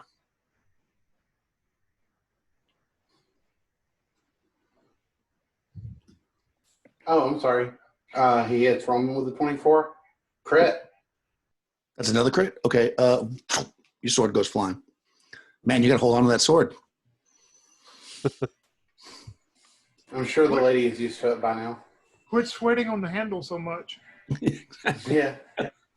This is very sword and sorcery that everybody loses their sword constantly. I kind of like this. Disarming is so fun. Okay, so that's what happens. Your sword goes flying. And that's the end of that round. And let's go into the next round. So, Tony, initiative. 1. Lost my D6. There it is. 3. Okay, they're going to go first. So you hear a voice. Wow, this magic user is super strong. I just realized he has 18 strength. He's not going to use it, but I just realized. It's Crystal's magic user come back. Right, that muscly one. So you guys, you hear this wizardly voice or a guttural voice start to chant another spell. But before they do that, the two ogres are going to try to bash you. So one ogre on Roman. Ooh, 27. Yeah. That will hit me. That'll hit me a lot. I'm still up. That'll hit me a lot. You still up though? Yeah. Okay. And one ogre on Artis. That misses with a 14. The magic user looks. I'm checking his wisdom here. It's 12. Okay. Okay, no. He starts to chant a spell, and he looks, and you can see that he looks at you, Artis, and then thinks for a second, and then turns and looks instead at Roman and casts a spell. Make a saving throw versus spells. Okay. 14, which I believe is exactly what it is. It is. Perfect. I hit it on the nose. Nothing happens. Lucky for you, because that would have been bad. And that is all their turns. So it is now your turn. Roman. Roman will say, as he notices the finger point at him and nothing happened, he will say, "My lady will not allow you to seduce me with your cowardice, devilish ways." And then he's going to chop at this ogre that's on him with 31 damage or 31 to hit. Oh, nice. 31 to hit. Holy cow. Yeah, that kills it. One dead ogre. Artis, there's an ogre on you. Wizard casting spells. Wizard's like maybe 30 feet away. He's going to throw his dagger at the. Actually, he's going to pull out his dagger to use it as a defensive measure. Okay. And he's going to try to finish off the ogre. All right, perfect. Okay. And I hit for AC 21. Okay. You chop deeply into the ogre. It does not kill it, though. Ugh. Okay, so before we go to the next round, Crystal, high or low? You've been rolling high all night, so I'm going to go low. Okay. Ooh, I rolled a 2. That's good. Oh, of course you do. No, that's good for you. Oh, of course you did. Yeah. You were hoping for this. That's good. Okay, so good. This will matter maybe in a second. All right, next round of initiative. Tony. 3. Ooh, the guy's 6. Okay, so the wizard goes like this, and a huge sheet of ice erupts from the ground and forms a wall between you and the wizard. Luckily, your sword is on your side, but the ogre's still there, and the ogre swings at Artis with a 29. Yeah, that hits. I'm at 22, so 7 points. Okay. Still Okay, it's your turn. Nice. I'm still standing. So yeah, you swing. I'm sorry, the ogre swings at you and makes a massive hit. But yeah, you're still up. So it's your turn, Roman. Hey, Daniel, I just realized I made a mistake. I was disarmed, so I would have had to use my short sword, which would have done 25. That's okay. It was still enough. It only had. Okay. Yeah, that's fine. Actually, that would have been exactly just enough. No, 23 was all it needed. You needed to kill it. Okay, cool. All right. No, Yeah. He says to the wizard, as you can see, by my might alone, I am able to kill you.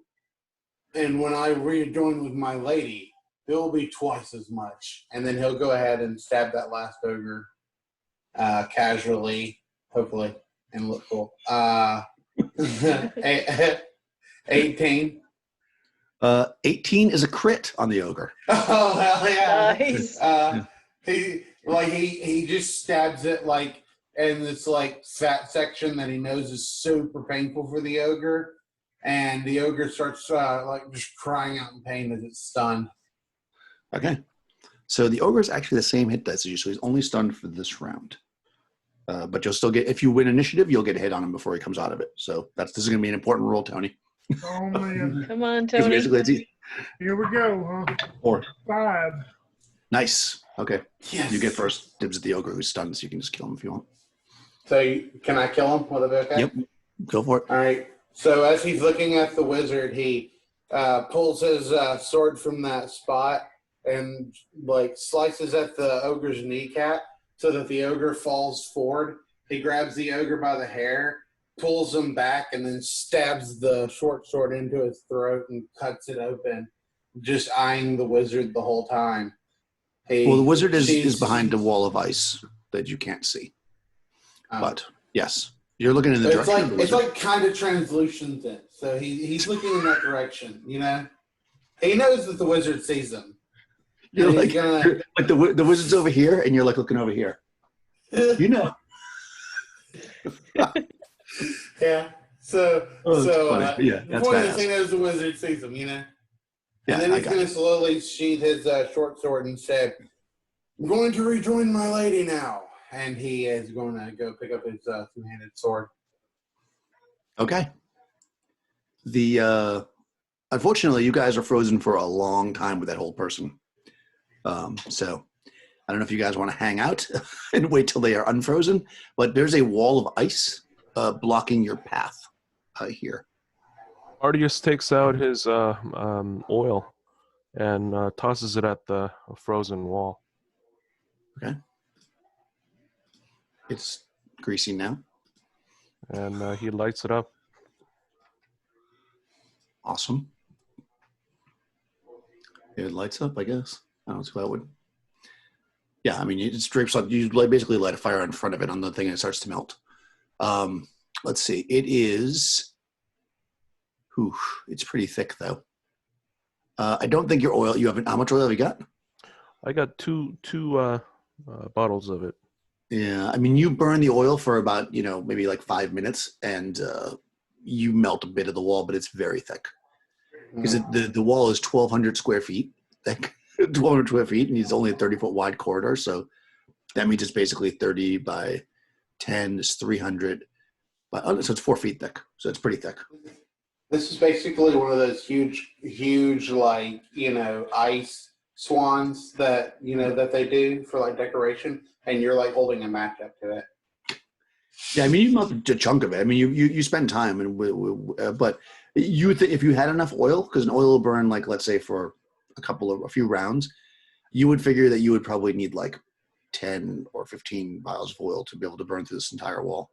I mean, you can hack at it too, I suppose, but it would take you a while, is my point. You can definitely get through it. Is long story short, you can do it, but it's going to take a long time. So if you want to wait and do that. He's going to go back. He's going to go back and find himself a shield and loot the bodies. The ogres? Oh, actually, ogres do carry treasure. Ogres are somebody who carry treasure. Although, technically, their lair is right there. I don't know if they'd actually carry it. I'll say that the ogre has some treasure for you. We'll give you a little bit of treasure just because I'm nice like that. The ogre has a ring through his nose that's made of gold. Ogre nose ring, right? Isn't that famous second edition picture, right? Yeah, he's got ogre nose ring. You could probably wear it as a bracelet. It's probably a bracelet, actually, to be honest. It's a bracelet. And it's worth 1,000 gold pieces. Nice. Yeah. The smaller ogres didn't have any piercings. They were too young. So, yeah, I mean, do you want to wait? Or do you want to try to go somewhere else? What is your plan at this point? Like, what would be the... Well, we can't just leave him, so they're going to... No, Roman will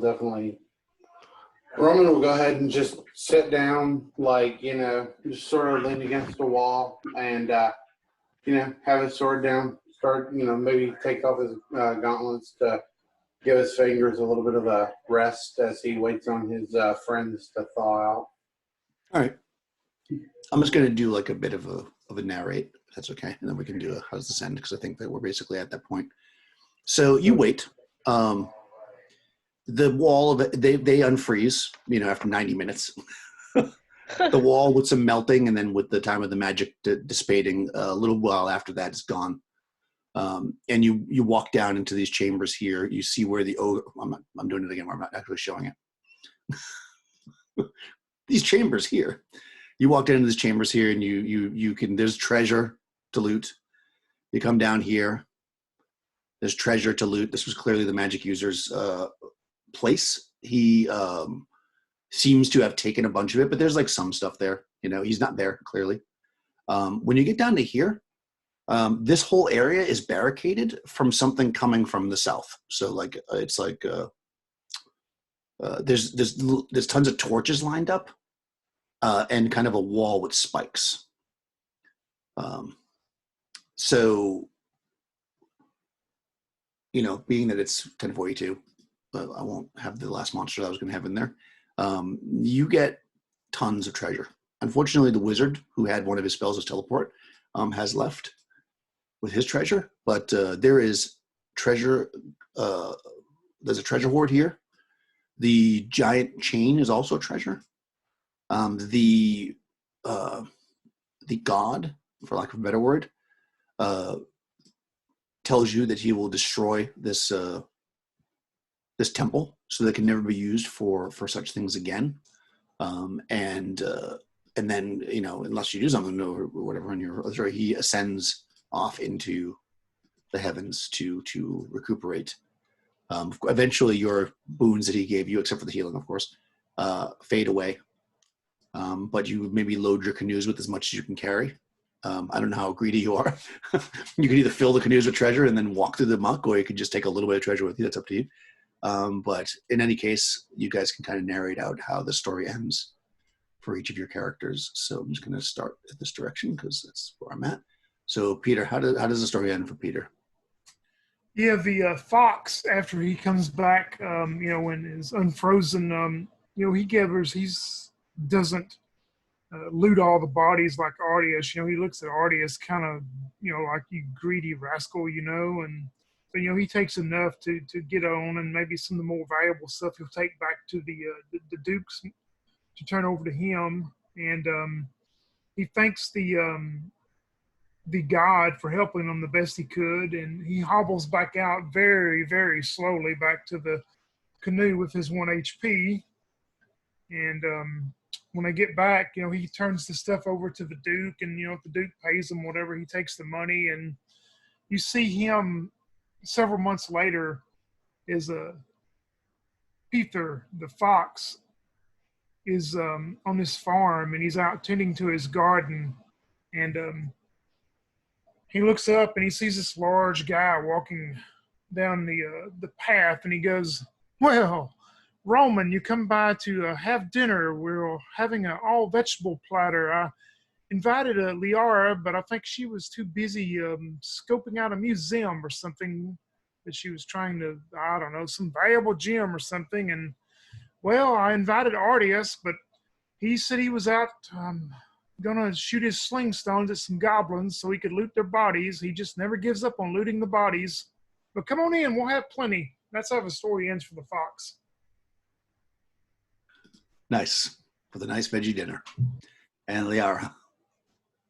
Liara, after her several brushes with death here, thinks that's great fun and continues to be an adventurer. And indeed, she cannot accept Peter's invitation because she's heard of a special gem called the Night Ruby that several guilds are going after, and she thinks she might, as a freelancer, that might be fun. So she's going to try to go get that. But in all of her adventuring, she makes sure she carries large quantities of salt. Exactly. So many uses. Roman. Roman, much like Pithar, he only gets a little bit of treasure, and some which he will of course tax to the Duke. He collects as much information as he can, and of course brings all of his information back to the Duke. And sure enough, it is a night when he is shaking Pithar's hand and saying, "Yes, my friend, yes, tonight we shall feast, because soon I shall have to be on my way again. I cannot allow that wizard to go unfound.